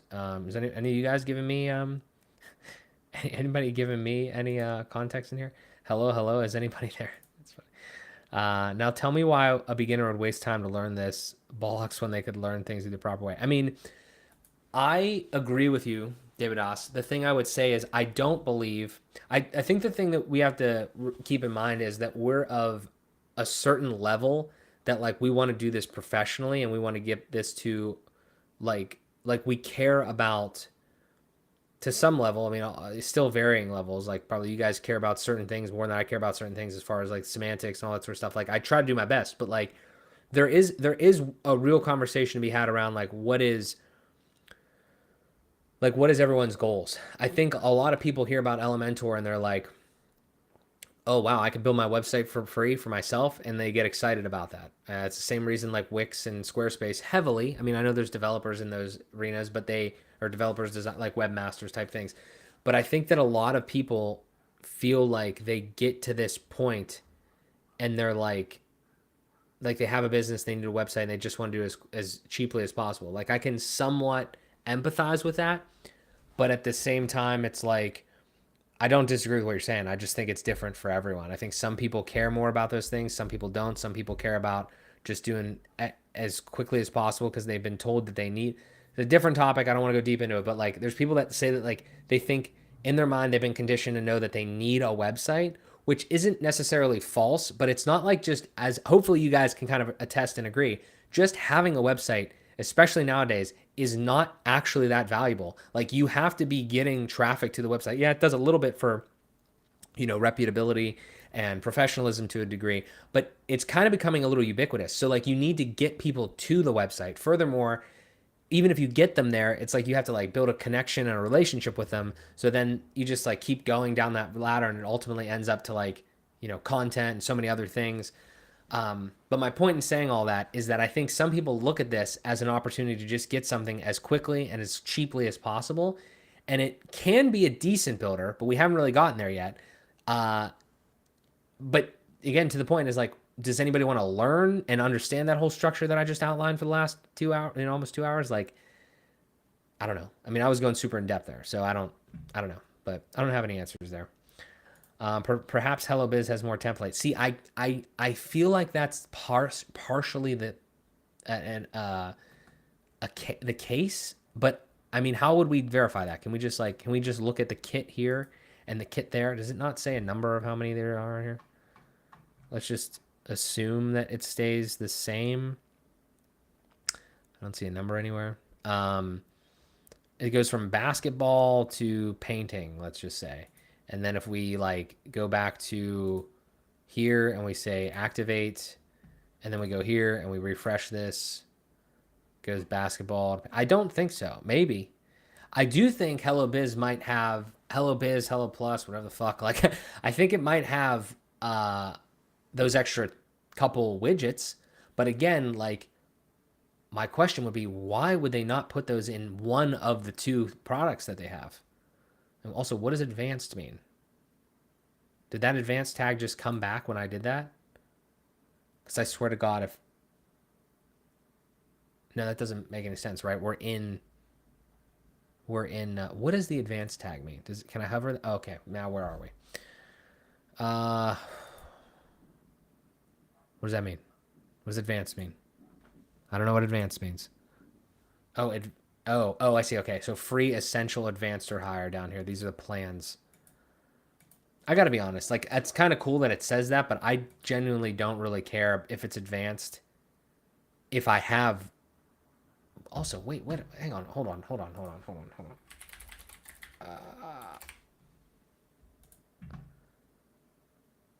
What the, what is in this plan that this plan or this pop up? Oh, well, I guess that's something you should have to consider is like essential. Where did we go? I guess that's a buying decision. So free, essential, or higher advanced. So like free only has these. Like if you have the free version, you could I guess whatever they built into these, you could do that. Essential is this, and what does essential actually do? It gives you the form builder, it gives you dynamic content, the theme builder, but it doesn't give you any of this stuff. So if you want pretty much every feature, then you have to do at least advanced solo. Okay. And then my stomach is growling. And then you have these. I don't see anything in here. I really think that the Hello Plus and Hello Biz thing seems like a very specific part of all this that is just like kind of almost exists slightly outside of it that you can just add. Wait, real quick. Where is that that agency one? That agency one that I did, I don't know if it's the exact same, but I literally imported this kit from that thing, right? Or did I not? Was that a different kit? I think it was this one that like had that in there. It's just actually too confusing. Like, yeah, whatever. I almost think people are gonna get like pissed off at certain points that they're gonna like have to like upgrade for different shit. So I don't know, whatever. Let's actually get to the main thing here with like the pro version. So I just want to go to themes and I want to go to plugins. I want to make sure that I don't want to use this biz thing. I want to kind of go back here because I don't see how this could help us. I think it could only confuse us, truthfully, because like if I'm here, I don't want to see these. I don't want to see these. I don't care about these. Like it's not how I would build a header and a footer. I don't want that there. So I would probably go here and I would deactivate this as well. And now we're gonna have to see what the experience is with Elementor, Elementor Pro, and Hello. Now, just to be transparent here, this is what I, so to speak, have what I've always rocked. These three things back, before Bricks. So this is actually a true representation of probably where it's gone. Obviously, all that other shit has been done in the meantime, but this is probably the closest thing of like what I'm used to versus, kind of what they kind of have now. All right, so what does this give us? If we go to, obviously we have a bunch of stuff here. Let's do a different, or let's get rid of. Let's see what our homepage is like right now because it's probably all weird. Yep. Okay. So again, we got rid of Hello Plus. We no longer have any headers. Now I still have the header, but I don't have it set. So I'd be confused already. If I got rid of that, that's one thing. Let's maybe go to our templates real quick, or theme builder. And just real quick, just edit these conditions just so we can have a header back. Just so we see something there. And if we go here, so now our header is back. That's how I would expect it to be, right? We're not going to have a footer, obviously, because it was stolen from us. Just kidding. But yeah, so we have our header. This is an actual theme builder header. Just says header, doesn't say Hello Plus header. If we come into our page, I'll just refresh this just so it has the thing up there or whatever, but it takes a little bit of a time here to do that and then load this. All right, what do we got here? Real quick, we're not going to have we have all of our pro ones now. We have general. We have link in bio, which I'm not sure where you get link in bio from. I think it's one of the plans. It's not, whatever. Interestingly enough, we do not have our thing anymore. Okay, wait a minute. Where did our flex thing go? Ah, look at that. Look at that. That's great. Okay, this was the section, container, whatever the hell, that had that flex hero thing in it that we deleted from our other thing. So again, just to be clear, that was a free plugin. That was fine, whatever, to get people in. But if you built with those things, now you're fucked because they're gone. If you want to get rid of them, they're gone. They still work, obviously, if you keep that in there. But it's another thing that you have to have installed. Another thing that's like just super confusing. I genuinely don't understand why, unless it was just a pure marketing thing, to like not just put those things in the ones that existed already. Like in the free version. It is free. I don't know why it's not in the free version. Very confusing. Very confusing. All right. Any questions here? Quick question here. My main site stack is Elementor and Crockablock. I'm thinking of going to Bricks. But does that mean I miss a lot of goodies that Crockablock has to offer Elementor? Crockablock works with Bricks. I use it frequently. So you wouldn't lose. I mean, I don't know if there's. Crockablock was working heavily with Elementor at first. Now it works with a lot with Gutenberg and Bricks. I think at this point, double check, but I think almost everything that you could do with Elementor with Crockablock, you can now do with Bricks with Crockablock. At least all the things that I'm trying to do. You're probably going to get brought into that. That would bring up a big discussion about how you're using Crockablock, though, because in my opinion, you don't want to use these things if you're being like as I don't want to say professional necessarily, but if you want to give yourself the best opportunity, you don't want to use any of these tools as like a crutch. In reality, we're kind of using them as a crutch because we're not coding this shit ourselves. But my point is, like, let's take this Flex Hero thing for an example. If you just built your shit, like built that Flex Hero out with like, the grid pattern, which is something more like this. Like, I don't know why this isn't just a thing. This is like kind of more of the situation that you would be looking at too. Like, the difference between what we're looking at here in this section where all these elements are separate and then that Flex Hero thing where it was all one and you only had control of that. My point is you want to build more like this right here, where you could build something with different elements that are extremely changeable. Like, again, very simply, the client comes to you and says, hey, I want this button up at the top. Why they would want that, I don't know, but it's very possible that something like that could happen.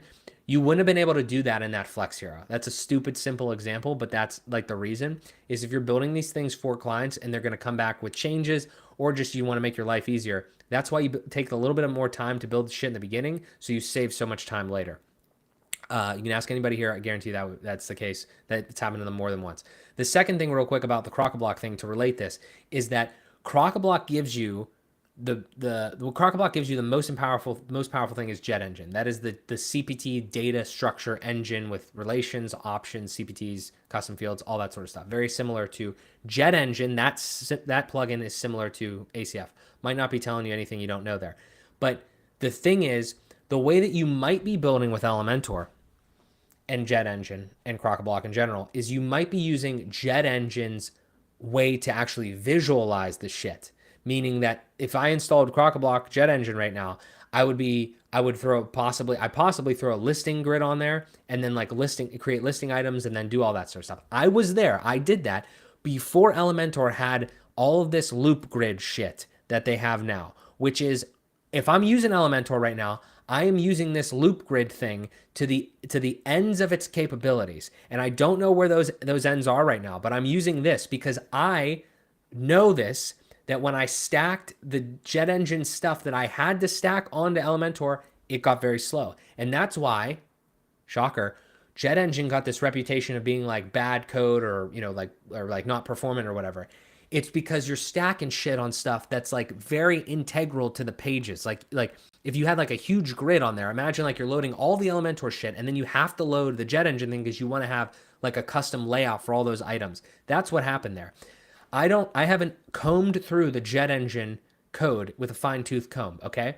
However, they have a lot of plugins and a lot of different things, and I've never had actual performance issues when I've done things more of like we'll call it like the absolute simplistic way as far as like with over in Bricks. I use Jet Engine for my custom post types and things like that. But then I just use Bricks to actually create the cards, create the grids, and like query the data and all that sort of stuff. I'm just pulling the data in from that Jet Engine has helped me create. Hope that all makes sense. To answer your question specifically, I don't think you're gonna miss out on a lot of stuff. I haven't missed out on a lot of stuff. And I think it might make you, if you're in that mindset and you're going down that route, it might make you like closer, again, like I always say, to the actual code and the things that you're doing. Not that you're going to be coding, but it's going to make you understand it a lot better. And hopefully it'll be faster, ultimately. So yeah. Get a pre-built theme, change your content, and then do it anyway. Why use Elementor?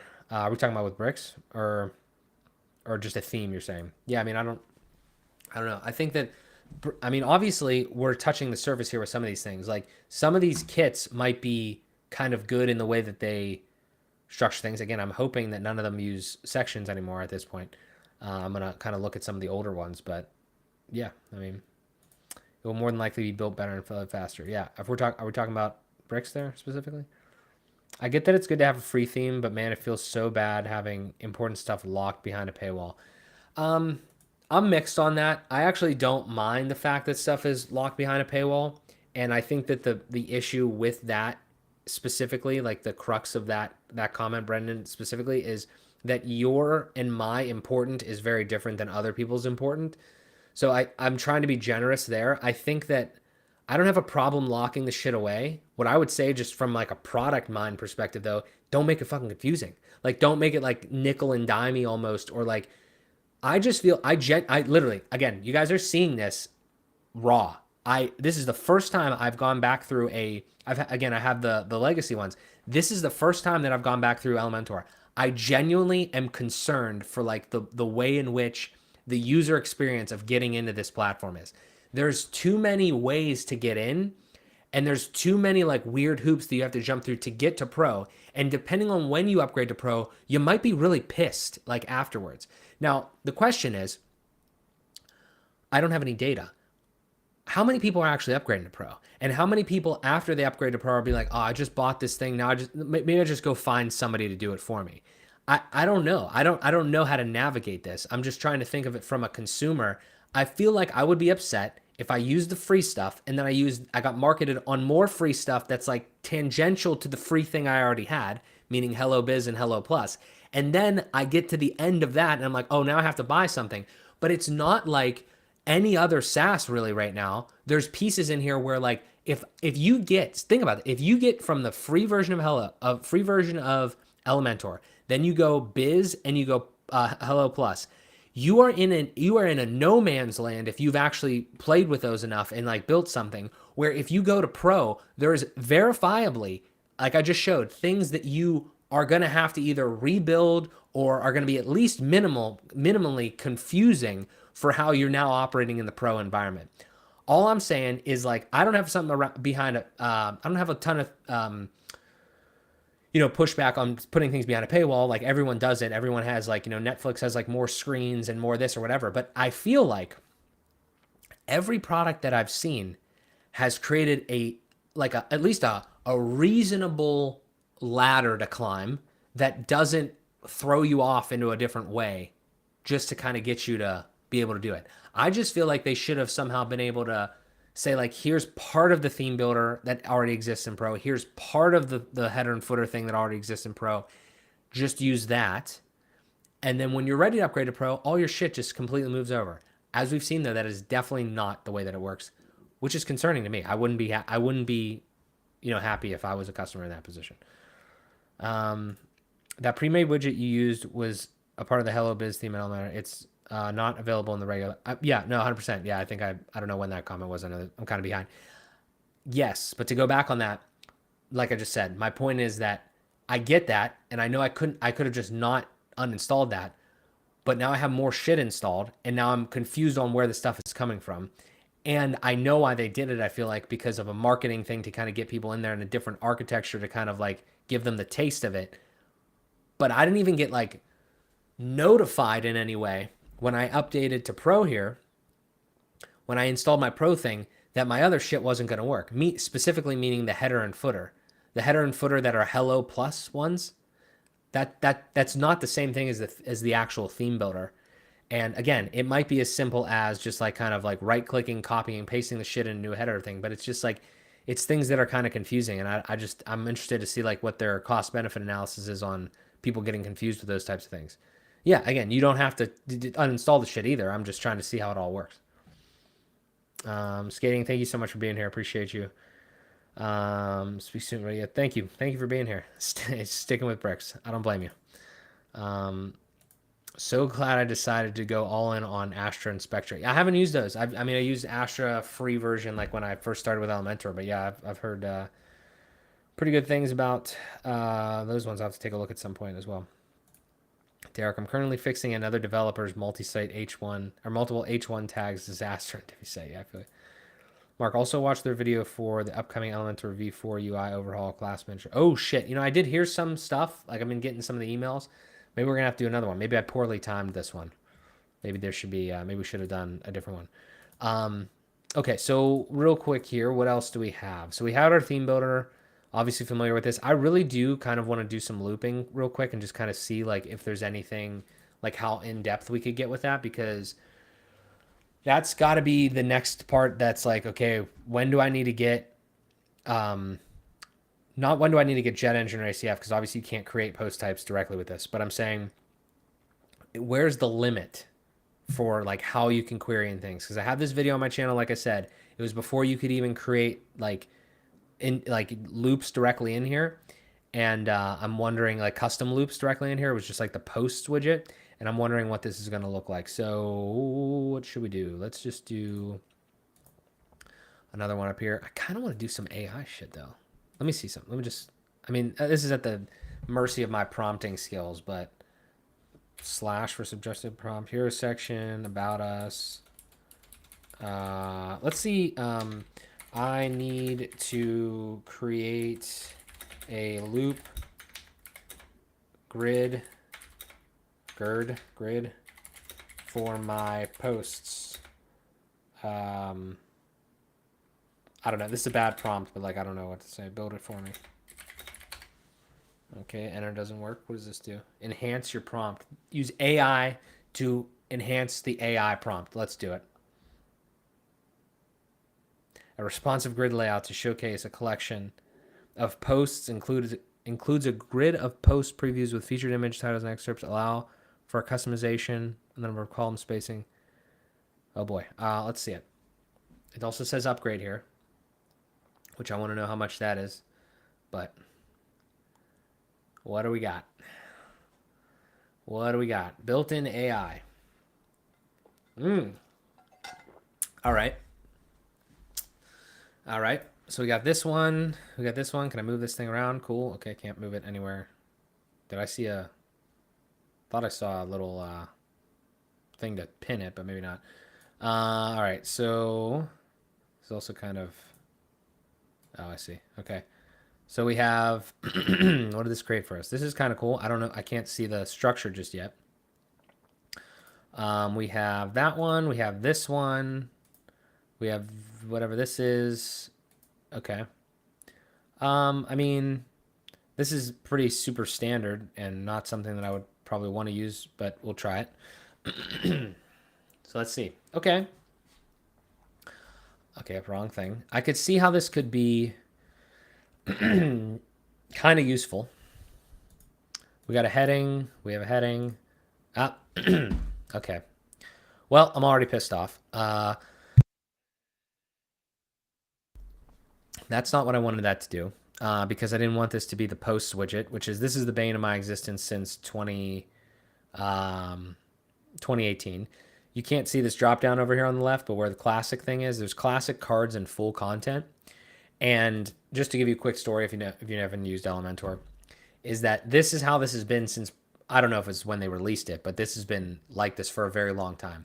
3 options in this post thing, and there's been several ways that I've gotten around it. The first one, shout out Ellie Custom Skin, way back in the day, which I have at least one video about, and people comment on, and I'm pretty sure it's not even like being supported anymore or very limited. Probably it's still kind of like works, I think, but it's just not. It's not really necessary in a lot of way because what it did was it added another option. It was called custom, and then you create. It's essentially the same thing that it has now. You create the card, so to speak, in this case, and then you set it. You just say like custom, and then you pick the card that you want, and it's just custom. Like this is the type of shit we're talking about, though, guys. Like if you wanted this, and then for some reason you want to like move things around, change the structure of this is a pre-built structure that you cannot change. Like you can maybe get rid of some stuff, right? You can like say don't show the title or stuff, but you can't move things around. You can't do anything. And at some point you are going to want to change something.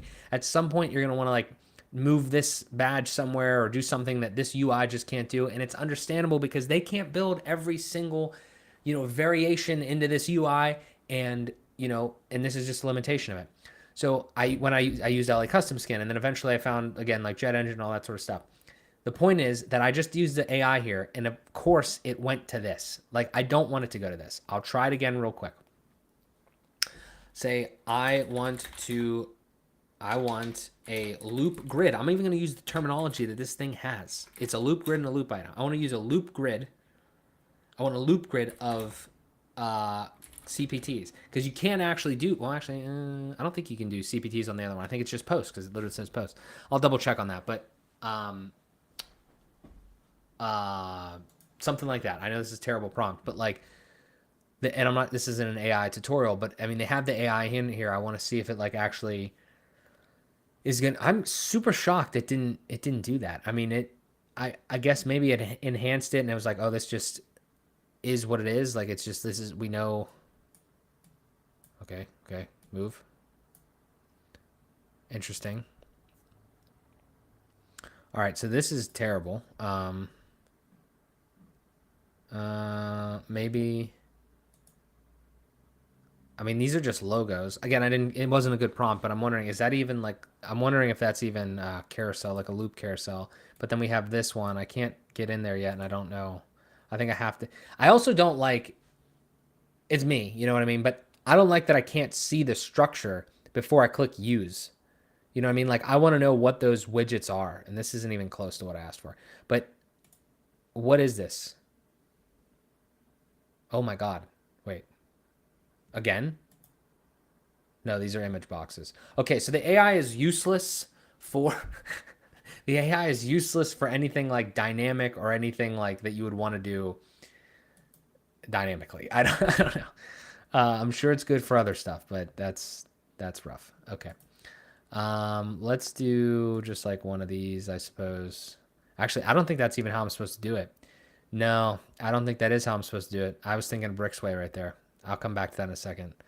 Alistar says, let's be honest, it's awful, just awful. I'm trying to bring some redeeming qualities to this. I don't think it's obviously, again, I would say awful is a bit of a stretch because there's like however many millions of people that use it, but if it was really, truly, truly awful, nobody would be using it. But that said, I think there's a lot of room for improvement. Specifically, just again, like I said, that onboarding and that architecture stuff now. The AI portion of it there was a little lacking on the intense stuff, but I'll even give it a little bit of a pass there. I'm probably too nice because that was terrible prompt, but also not like, I mean, I said loop grid though. I don't know. I'm kind of annoyed by that. That removes the users even further from what they're doing. Now they're not even building cheap dime store bullshit websites. AI doing it for them. I mean, we got to have big concept or big talk about like AI in general. I understand I'm being hyperbolic. Yeah, agencies like use shit like and shit use Elementor. It just feels so much like McDonald's. I'm just more comfortable in the high class niche restaurant. Yeah, I feel you. I mean, it's this is definitely an eye opening experience here. So we have a grid up here, and I initially hit grid because I was thinking, oh, let me make the grid and then let me put the build the card and it would go through the grid.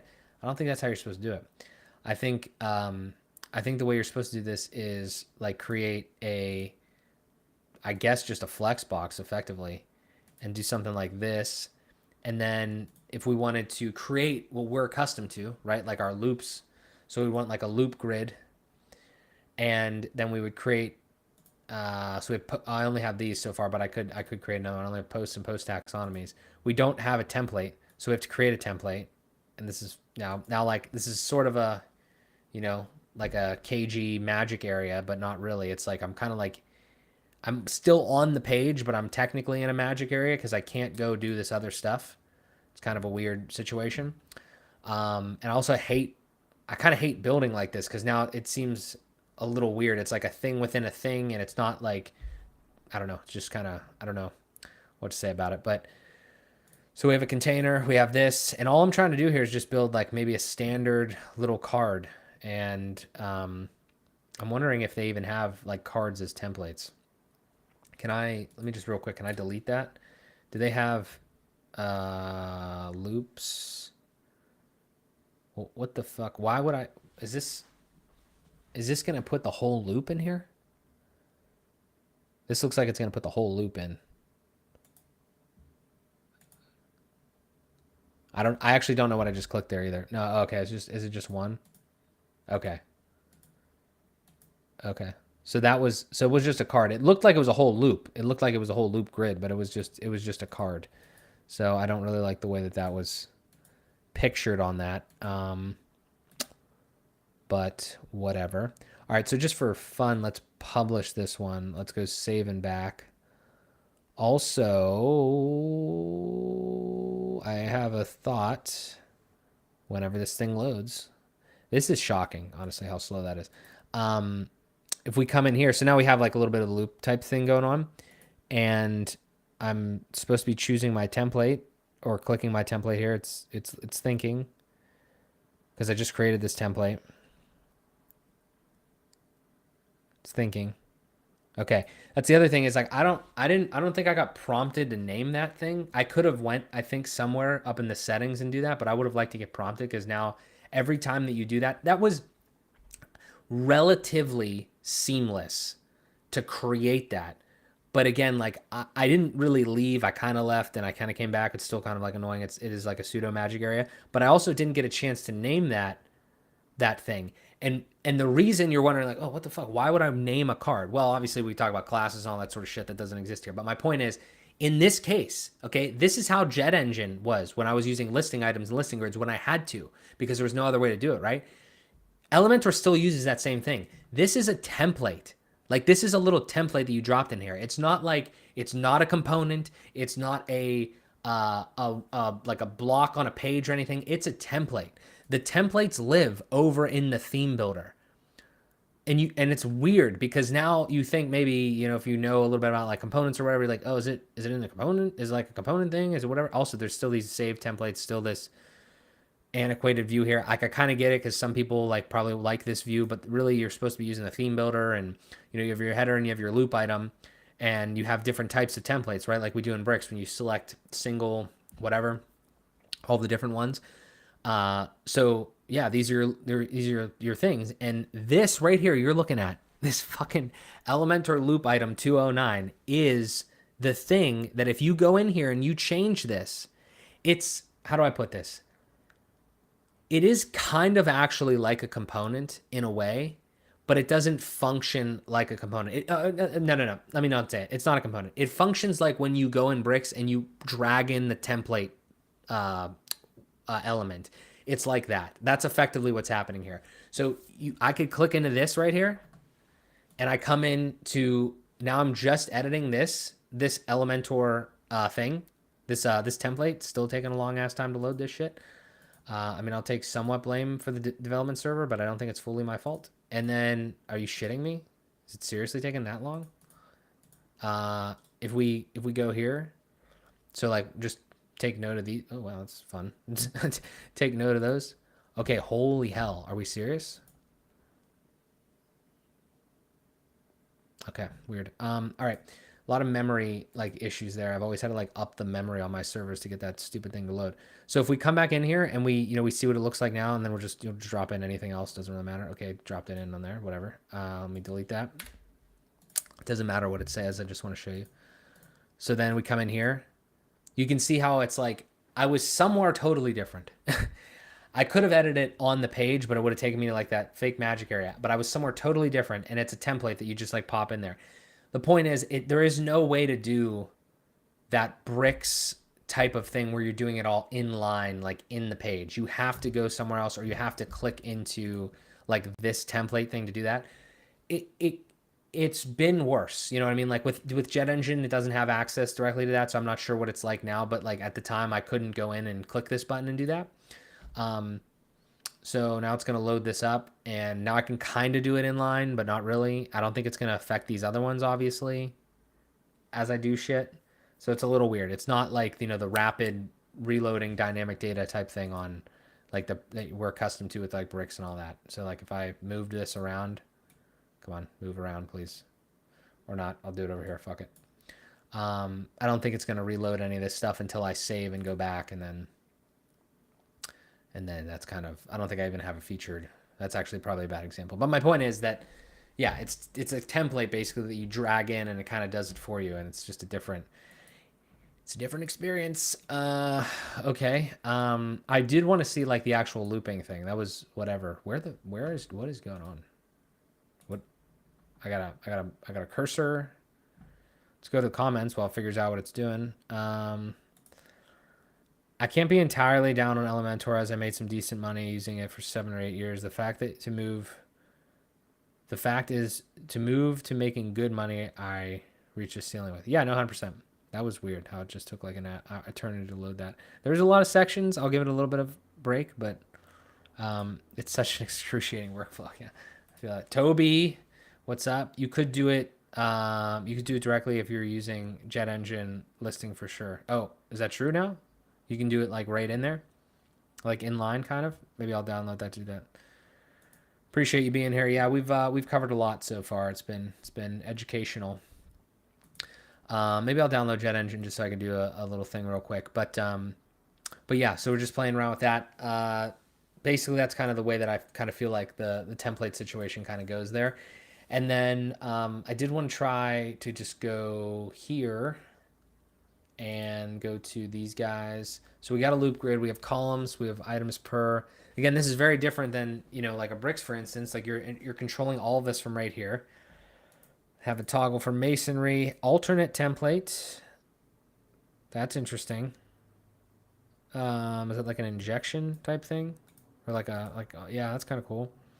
Equal height, yeah, just a lot of buttons. Post pages, manual selection, current query. Familiar with all this? Query ID. Ah, interesting. Ooh. We're downloading Jet Engine 100% real quick to try this, because like this is my issue, where like this is another thing with dynamic data. Obviously, by the way, I mean we could, you know, hang on a sec. What the fuck? Where am I at here? Don't leave. Am I in the thing right now? No, I didn't. I clicked. Oh, I clicked anywhere in here, and I was gonna edit that thing. Um, the thing that I wanted to say was, well, actually, I do want to click in there. Actually, I think I clicked in there on purpose, and I didn't realize that I was gonna have to go somewhere else. So that was a bricks-ism. But in here, so notice this is an actual post title element. There's just, I mean, I feel like bricks maybe has some of these things too, but that's like, I'd rather just go here, do a heading, and then be like post title, so to speak. So I have more control over different things, and I can always switch this out if I wanted to. Just kind of my style. But you can obviously do dynamic data once you get to this thing. I hated this. This is one of the best things about the way bricks implement this. I cannot believe that this still isn't like easier done. I know there's ways to do it. You can put shit next to each other, inline, all that sort of stuff. But like, this is, man, like if I wanted to put two things next to each other, two pieces of dynamic data, the fact that I can't just like put it in there as little variables like you can in like a text editor or any place. Ah, man, that's so tough. Like I don't even I don't think you can put it in here either. I could be wrong about that. You might be able to put like post title in here, but I don't know, you would not know really what to type. You can't just type post title. You know how Bricks has like this shit going on, like little curly brackets. Like I don't think you could do this, you know, before and after. And even if you could, that's a tough way to do that. That's a tough look. But yeah, fallback is nice though. Fallback is nice. We need more fallbacks in Bricks. I feel like fallback links would be great. I don't know if we have that yet. I was looking around. You guys tell me if we have fallback links yet in Bricks, because I could really use them. But yeah, so that's kind of where we're at with that. I want to download Jet Engine because here's the problem with this, is that when we go back, I want to see two things. I want to see how that changes, but I really wanted to keep this with Elementor, but I mean, I could download some custom post types. But the thing is, or I could create some custom post types after I download Jet Engine. The thing is, as we wait for this to take an hour, maybe it's because there's a lot of sections again. I don't, but this is taking a while. The thing about the Jet Engine thought is that if you can edit it in line, that's one thing. We'll play around with that. But the other thing is that I didn't fully think about this, and I thought maybe now that there was loop grids and loop items, it would be a little different. But I got to be honest with you, like I'm a little underwhelmed with what I'm seeing in this loop grid, widget. So like you can change the post, choose the template type. You can change like from, if it ever lets me do anything, maybe it's like it's still loading, I think. Okay. Whatever. At some point you can change this. Like if I have more CPTs, I'm sure I could change that. And then I know you can't see these, but like, you know, if you have more templates, you can change template, whatever. But like the query, I've played around with query IDs in the past, but this is not a lot of query options. And I'm not seeing anything natively and easily to do anything with relationships or anything like that. Now, I'll go ahead and I'll download ACF or Jet Engine and see what the case is there. But this is probably why I still get clicks on my videos about advanced post queries. That's the name of it, right? I think so. Because it actually expands this and gives you way more things to query of from a UI. So yeah, that's wild. Interesting. Yeah. I never used a query ID. Don't even know how what it does and how it can be helpful. Just drag and jet engine listing widget, and you can create the listing and add your stuff to it without leaving the interface. I will do that. I'm wondering if that's changed since I used it heavily though. But again though, and Toby, I mean, you are one of the masters of this, so I'm just asking questions. Have you ever found that with listing grids and listing widgets with Jet Engine, I feel like that's part of the issue that people bring up when it's like it gets slower. It seems to make sense to me because those are like display widgets that are now on top of, like I figured if I was going to do a listing or a grid, the best performance that I could possibly ask for is probably the native experience, which is why I haven't the timeline of me doing this stuff in Elementor didn't match up. But when they came out with loop grid and loop carousel and loop item, I was like, oh shit, that's cool that it's like now native and I can like create a custom thing in here. I was talking about Ellie custom skin and shit like earlier. So like that's awesome. But if I like this is what I mean is like I didn't want to use the jet engine widgets or elements or whatever. I just wanted to use like jet engine for something like the actual data because if I if I could avoid adding third-party widgets to this canvas, I think that's probably going to be your best performance that you could expect to see. That's what I thought. I don't know. That was my hypothesis on all of it. Let me go find Jet Engine real quick and download it because I do want to kind of see for funsies when we download this what that would be like. And we could download ACF, but it's basically going to be the exact, almost kind of the exact situation.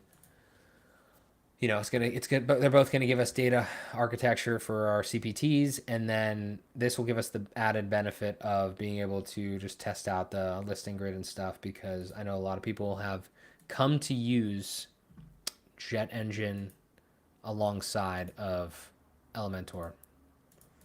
So let's take a look. Let me go to this, and I gotta do this stuff here. Where's my license part at here? Up here, Croco block license. Let me drag this shit over here so you guys don't see my shit. That's actually really interesting. Did it automatically do that? Really? Really? Did it do that? That's cool. I think it automatically did it because I downloaded it. That's actually really confusing. I don't know how it did that, but whatever. I guess it just does that. I didn't. Normally, I'm creating from a blueprint, but it says my license is already active. So, dope. All right, cool. I think we're good. All right, so let's go to. We have Jet Engine. We have these here. Now it's been a minute since I've used this because I don't have to in Bricks. We talked about how all the templates and everything go. Let's bring this over here. I guess let's just refresh just for funsies. Let's see if this implementation has changed since I remember it last. Of course, we're waiting for it to load. I'm wondering what affects that loading. Is it server? Is it memory? Is it amount of things on this page over here in the structure? No idea. Let's just do a flex box here, similar to what we did before. Let's go over here. Now, we're going to have a fuck ton more of these. Well, maybe not a ton right now, but if you would get more other jet engine things or whatever, like all the other plugins, you would have a lot more. Down here, again, this is the type of shit that like it's great that we have these fields now because they're more like they're more extendable, so to speak, than the other things.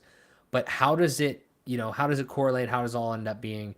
Yeah, we'll see.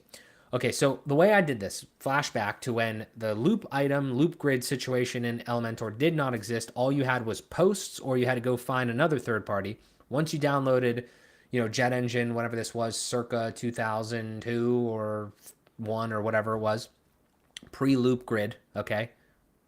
Then you grab this listing grid, like Toby was saying, and you bring this in here. Now, right away, we got some like things going on here, right? The first thing is like we have to go create a new listing item. This new listing item is going to be another one of those templates. It's just not going to be called a loop item. It's going to be called a listing item. It's effectively kind of the same thing though. It's like a template over in there that you can create and do whatever you want with. And then you're going to pop it back in here.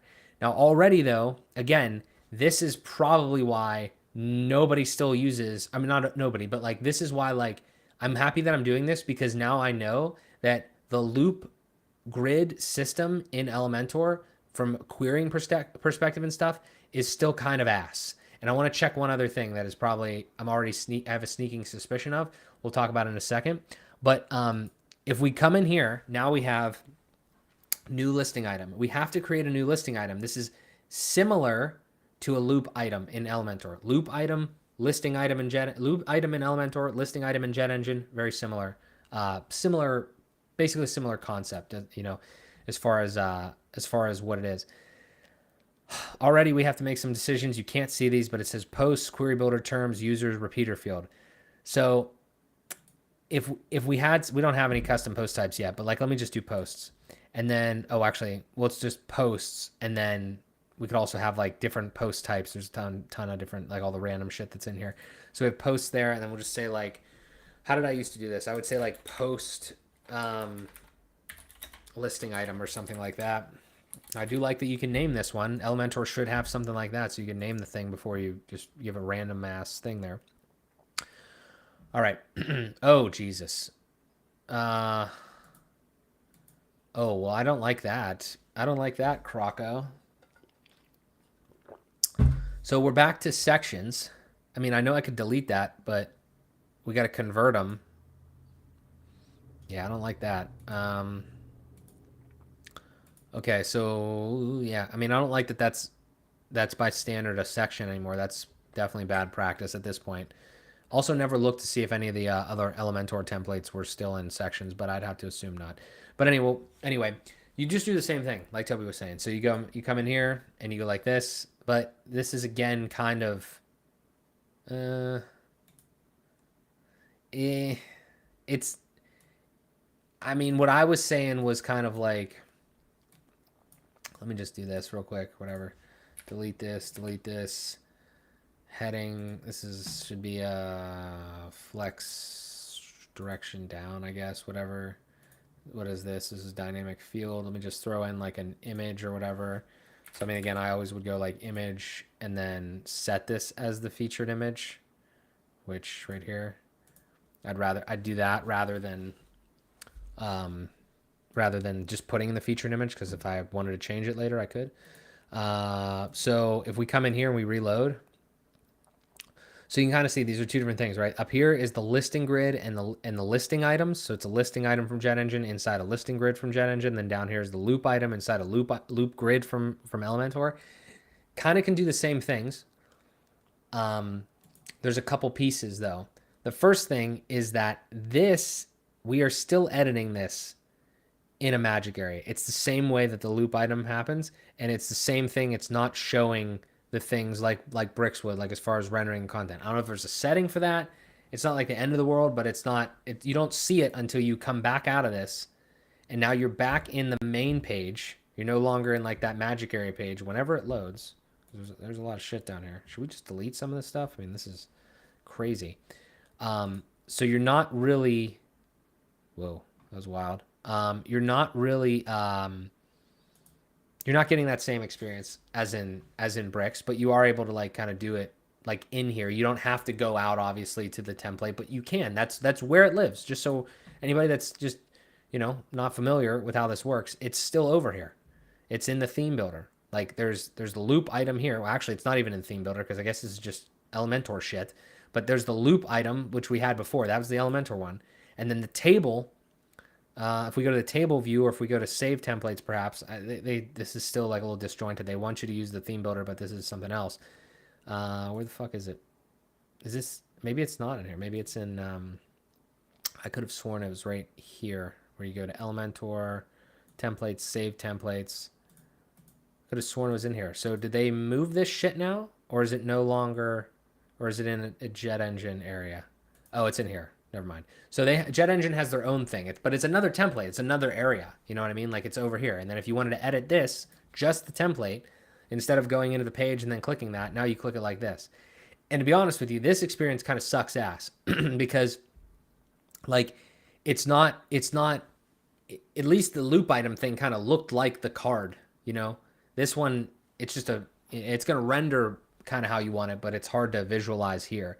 So it's cool that you could do it inline, because I don't know if you could have done that inline before when I was heavily using Elementor and JetEngine. So that's nice to see. But yeah, that's kind of where we're at. Where are we at here?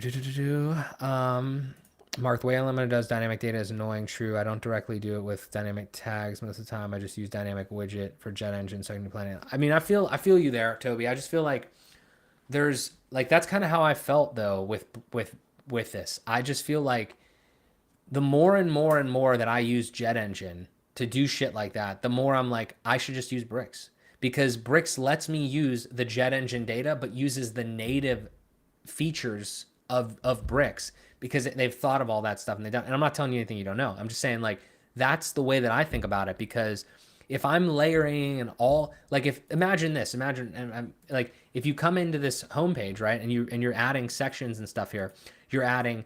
It's kind of like this. It's kind of like you're using the Elementor canvas, but you're just like, why would you use half this shit? Like maybe you would use heading and whatever, but then you have all these other ones that like, you know, whatever. If you want to use the custom ones, you know, the pre-built things you can. But then you get down here and you're like, I could use the Elementor canvas and just use all of these. You know what I mean? Like you could use the fields, images, whatever, like listing grids. If I'm using a ton of these, then now it's like, why am I even using Elementor? I'm not using anything other than just like the UI. And maybe that's just it. Maybe the UI is more fun or whatever. So then that's when I was like, oh wait, if I'm using so much JetEngine stuff, I could just use Bricks and I don't have to use JetEngine's actual elements. I just use Bricks' elements that are more versatile than Elementor's are from the dynamic data standpoint and all that other stuff. And then that's where I ended up, because these are great, these things, but I feel like a lot of this stuff can kind of already be achieved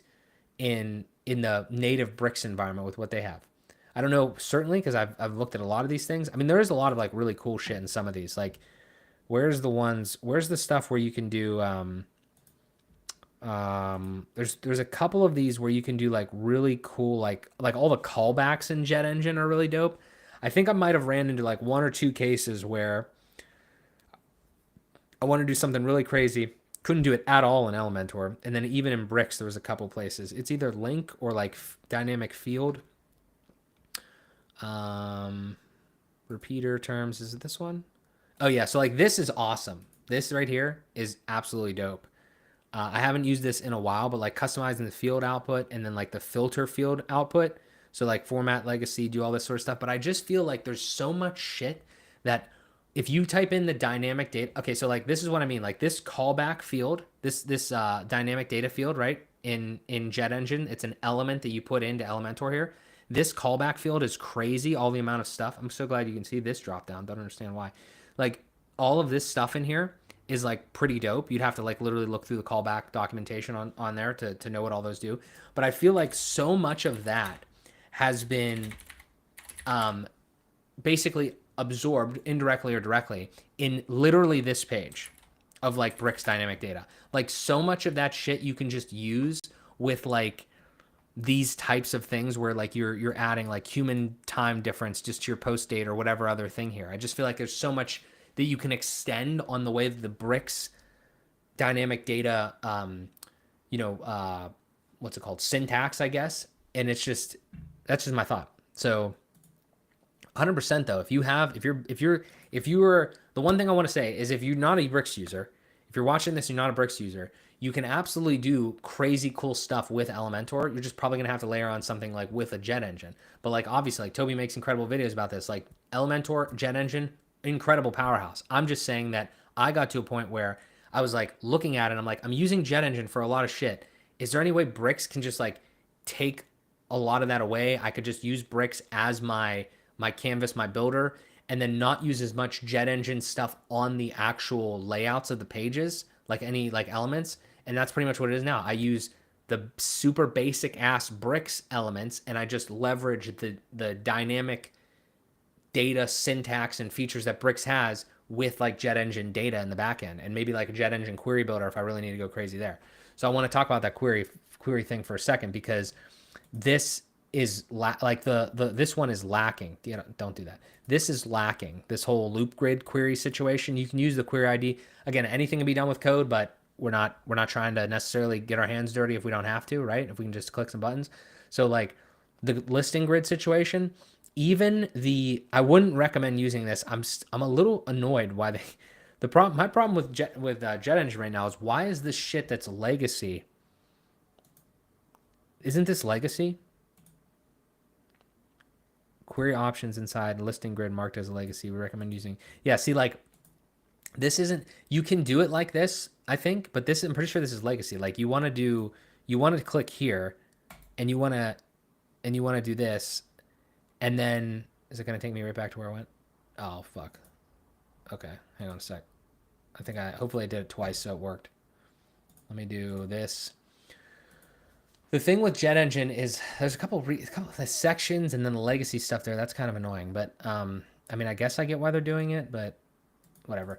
So my point is, I'm gonna try to look at these if this thing ever loads. I'm gonna try to do this thing here real quick. So now, so you see, I turned those legacy things off. You don't want to use any of that shit anymore. You want to use this query builder, which is the best fucking query builder that you could possibly ever have, other than just like doing it yourself. So you go over here, you have to select a query, you have to go actually create a new query. If you don't understand dynamic data, I'd say this in wpdynamicdata.co. wpdynamicdata.co. Okay? Did I spell that right? Dynamicdata.co? Yes, I think. If you go to that, you're going to see a YouTube playlist where I talk about all this stuff. Like, you have to go to try this query builder if you ever have Jet Engine, get into Jet Engine or whatever. The amount of shit that you can do here is unbelievable. And this is the real power. Now, my only question is, I can't spell query, just querying. There we go. The only question is, okay, is can you, and I obviously don't know the answer.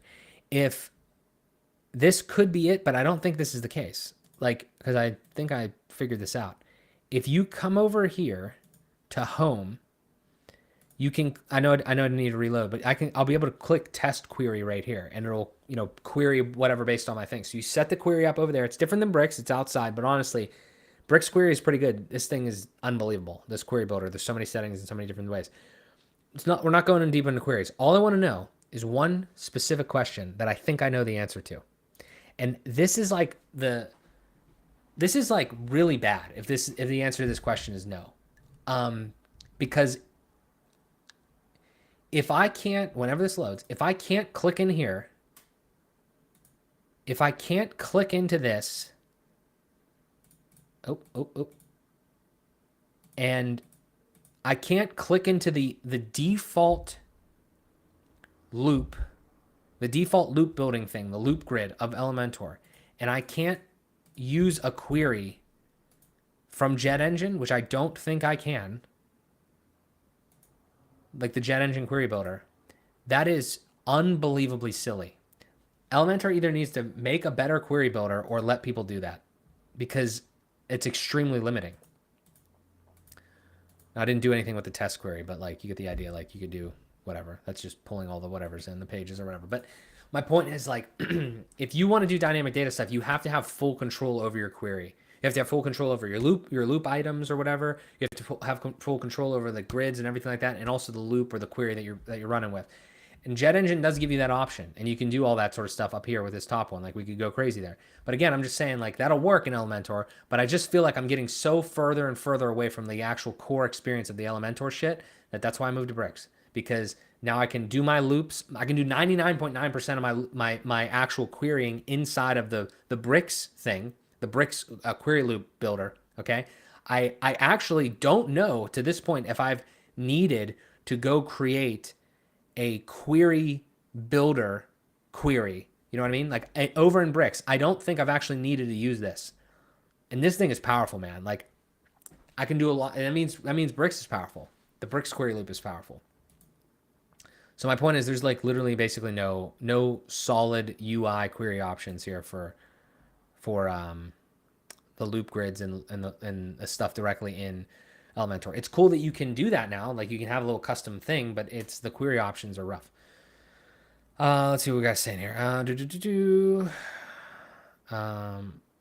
You'll be prompted for the license later. Interesting. Oh, is that? I mean, Kevin said, "Why are you torturing yourself like this?" Kevin, I needed to verify, man. I know that you and so many other people say it's rough. I felt like hurting myself today, so I was like, let me just stream Elementor shit. It's been educational though. Yeah, it's been educational. You see that you don't have to leave the page. No, yeah, 100%. I mean, you don't have to leave the page for this though either, but you're still in a different area. So up here, like I'm not gonna leave the page here, but I did leave the UI of the other shit. Like I can't go down here and click and then come back to this. It's fake. Like it's a fake magic area is kind of what it is. It's not somewhere else, but it's not still on the page. And it's also, again, like I said, I'm comparing it to Bricks because I think Bricks does it well. Like it's not, I can't drop this header in here and then see the header with the rest of the grid. Like if I had a bunch of these and I was creating a card, again, Bricks experience, it renders all the shit. Again, that's its setting in Bricks, I think. So I'm not sure if it's a setting in here, but yeah, that's just my thought process. Isn't that a good thing though? I see that Advanced Themer has a feature for that. When you are editing a listing, some would prefer to see the elements that are in the listing along the structure alone in the structure panel. Yeah, I actually don't. I don't disagree entirely. I mean, a little bit of its preference. I definitely do think that the rendering part though is kind of like for me beneficial. There could be definitely some instances where the thing gets really big, like the structure panel gets really big, and you don't have that. I will also say I'll counter that again though, and I will say that most, if not all, cards now, right? Hypothetically, would be like components. So you're gonna have that experience anyway because you're gonna be like creating a component. If Bricks like kind of gets that together, I was doing some component shit yesterday, and I was literally, I don't know if you guys have seen this. Random aside, I was in Bricks. Obviously, this is Elementor, but I was in Bricks, and I was like in a inside of a component, and I was editing text. So like this thing, imagine this is the Bricks thing. And every single time within a component in like the heading, or I think it was a button text. If you guys, I didn't report this or anything, but I just figured it was like going to get fixed.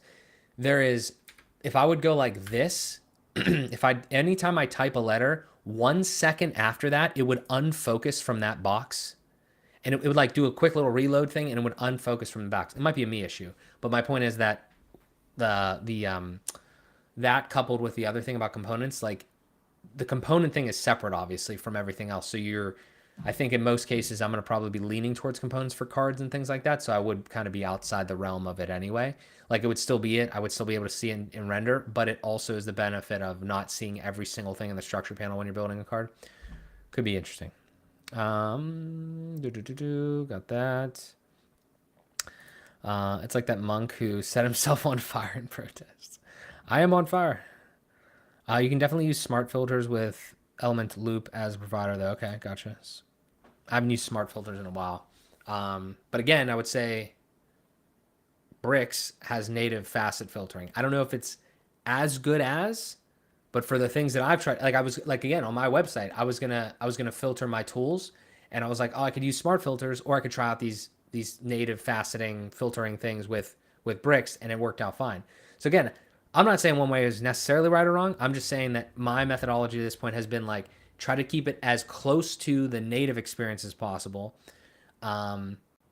Yeah, and ultimately, if core ever gets better and continues to get better, maybe we keep going towards core. That's a whole different conversation, but that's kind of the idea is like we are so high up in the layer of abstractions that we're dealing with on these websites at this point, the way we build them, that I don't want to add more if I can avoid it, but sometimes it's unavoidable for sure. Elementor's query options they have to do worse. I agree with you. Yeah, I mean, for basic stuff, for sure. But yeah, I mean, it's just like, again, it's different audiences and it's different people building different stuff. So, yeah, I'm not here to necessarily tell people exactly what to use. I'm literally just giving perspective on how I've seen this. And again, from everything we've seen here, there's been some interesting things. They've definitely, let's definitely say this. Elementor has definitely gotten better in the last year. No question about it. Definitely gotten better since I was using it heavily. And I didn't know about the V4 thing explicitly. I knew it was coming, but I don't know the details, but I would be interested in like seeing what they're going to do then. I mean, I heard class manager mentioned, all this other stuff. we'll see what happens. Again, we didn't talk about any of that shit. I mean, how do you style any of this? I know there's like a lot of global styling, I guess, that you could do, but how do you do any of that? I don't think there's any component stuff, right? I think there's just kind of, you could just drop a template in and then it's the same everywhere. There's global elements that are all the exact same everywhere, right? And then I think there's a template one in here somewhere.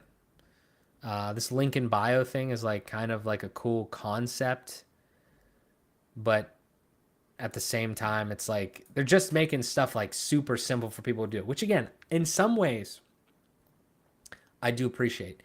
But in a lot of other ways, it's like I just think people are going to get like super like annoyed and limited at a certain point. You know what I mean? It's like this is an example here. It's like this is a weird one. Let me talk about this for a quick second, right? This is in some weird ass place that I can't really see what's going on here. Can I move this? Yeah, thank you. Also, real quick, if I go to this container and I say, can I just change it to flex? Yeah, whatever. Okay. So this one, right? This is literally a whole ass widget or element or whatever you want to call it now for like pre-built for this minimalist link in bio thing. Looks good. Like it looks like what I would expect to see if that happened. But the confusing part to me is that who is this for? Like it's for somebody that just wants to like fly through it. But it's weird to me that like we're gonna actually like do this and make it simple, but then we're gonna actually it's like weird where we're gonna write the HTML tag in here where we can change our HTML tag for our heading. All I'm saying is like, who is gonna put this in here and then give a fuck about this? Is my question. It's like it's very confusing. It's like mixed. It's like it's almost like making it simple, but then now the people that want it to be simple are now confused. Like, what do I put in here? What does this even mean? You know what I mean? Like I don't know. I'd probably just build this. This isn't like that complex where you just wouldn't do it. I'm trying to stay in the middle of understanding like the speed aspect versus the actual semantic, perfect everything like that, like in the middle there, and it's very weird. Also, these are just seem like they're just doing the tags too. I don't know if I don't have stuff set up in the back, but I thought unless this is one of those things where I think this is one of those things where the situation with Elementor, if I could be completely wrong here, but I feel like I've seen some videos where the H1 and H2s and stuff like don't like have inherent styles like with the tags. You have to kind of like go kind of create them. I'm almost certain I've seen a video on that. I don't know if it's outdated though, but yeah. And then something as simple as this, right? Just as an example, the first thing that's fucking gonna happen. What if I want a different button color? What if I want one of these buttons to be a different color? How do I do it? Right? I mean, I'm sure it's possible, but we've taken something that's like simple here and it's almost like it's too simple. I don't know. I don't have answers for this. I really don't. But yeah, I don't know. I'm not sure. I mean, there's things to take away from it for sure, but you know, I don't know. It's a wild situation. So I think that it's definitely gotten better since I used it heavily. It's definitely gotten better since just the past year of me not using it. Again, talked about V4 and everything like that. This is a nightmare, though, this whole situation. They really got to get this under control. Like the whole Hello Biz thing, there's like a weird Hello Biz, Hello Plus. I feel like that needs to be talked about that for 45 minutes or whatever it was. I feel like that's a weird situation. It's going to cause some people to be annoyed as fuck when they move to Pro. But all in all, I mean, it still builds websites. I do want to check one other thing. Can I go to, I want to get a, I think I built the whole, I think these are like full websites, right? What is the oldest one that I remember? The agency one was pretty old. I know this workout one is pretty old. I want the oldest template possible, and I want to know if it still uses sections. I doubt it. This looks pretty fresh to me. Looks like they probably did everyone. I remember doing this one at one point. This one. Let me try this one. It's going to fuck up all of our stuff. Yeah, just remove it. Wait a minute. Will mix styles and hurt your site's performance. I wonder what happens if I apply this one and then I remove. Yeah, why not? Yeah, sure. Whatever. Do whatever you want. Okay. All right. I don't know. Keep it, take it. I don't know. I didn't read any of that, obviously. It could probably be a little bit more better with that, but Maddie, thank you for being here, brother. Appreciate you, dog. Yeah. Mm, has it been? Damn. What's with the 3 hour streams, dude? Jeez. This is wild. This is kind of crazy. I would love to see like some sort of progress bar here. Again, Elementor, free consulting if you're watching this. I would love to see some sort of progress bar here because this has taken way too long for. Like I understand it takes time, but if you could just like even like a fake progress bar where it says like doing this, doing this, doing that. This has got to be some sort of process going on in the background, right? Like where it's like actually doing things step by step. If we could just like visualize that, that'd be great. Because the other times that I see a circular thing like this, I don't even know if the thing's still working or still responding, like over in that widget panel and stuff. So, yeah. Holy shit. I also did do the thing where I just applied it. So, damn, this is rough. Can I do anything else on the website while it's doing that though? I feel like probably shouldn't, but maybe. Was that? Is that also? Is that as? Oh, okay. Are we done? See it live. Do it live. Yuck. Um, Not exactly sure what happened here. Okay, why are we in a preview? Okay, great. Little disorienting. Let's do this real quick. Get rid of this, get rid of this. Yeah, leave. I'm sure it's going to be containers, but I'll be shocked if it's sections. Yeah, it's containers. Which I yeah, it's funny cuz like they called the other things sections, but I don't know if it actually acted like a section before and now they're all containers. You know, the sections and columns approach, so I don't know. Interesting. Okay. Is there anything else we should take a look at while we're here? Because I don't know if we're coming back. Well, we'll be back for V4. I want to kind of see it. Um, yeah, Element Manager. I like that you can turn them off. I do like that. You got to call that out. That's really great. That you can turn those off.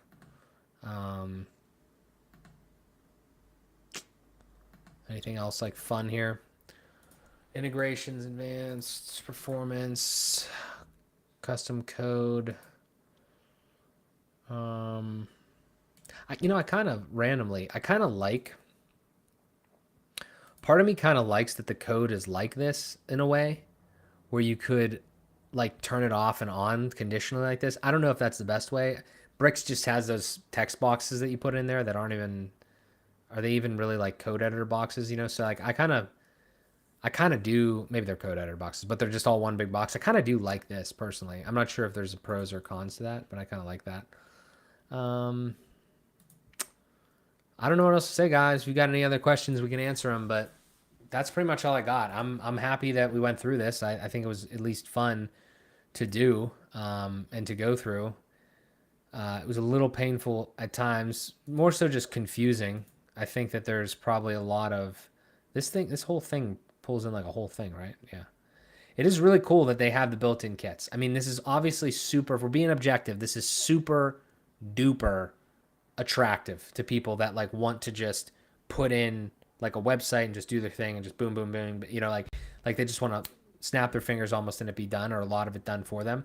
So I definitely don't like, it's not surprising that this is something that people, like millions and millions of people are still using and using heavily. I just think, the overanalyzation that I have of trying to think about things, there's definitely some pieces that are there's definitely a lot of pieces of it that could be a little, I don't know, like kind of marketed or framed differently from the onboarding perspective, especially, and all that sort of stuff. So, yeah. Last thing I'll say is that this one looks, you got a lot of icon boxes and stuff, but this one looks like moderately clean-ish. Obviously not completely semantic, but I'm just saying like from the level of the types of widgets and stuff that you're using. My thing is, if we go back real quick to what we were talking about earlier, the Hello Plus and Hello Biz, those ones had a selection of things, like a selection of templates, kits that you could select and you could put in. Knowing what we know now, we got rid of the Hello Plus thing, which you kind of need, I think, for the Hello Biz ones. So maybe the situation is, this will be the last thing we do. Maybe the situation is when you go to appearances and you go to themes. We never mess with these patterns, but I don't know. It's kind of interesting. If we go to Hello Biz here, I think you need it. I think you need these headers. Well, not the headers, but like you need in order to get like a header through this hello thing, you need to get the hello plus thing. And then you have these, right? And then these specific, I think the case is these specific 9 templates here probably take advantage of the free Elementor plus those like 6 other random ass widgets that are only available in Hello Plus.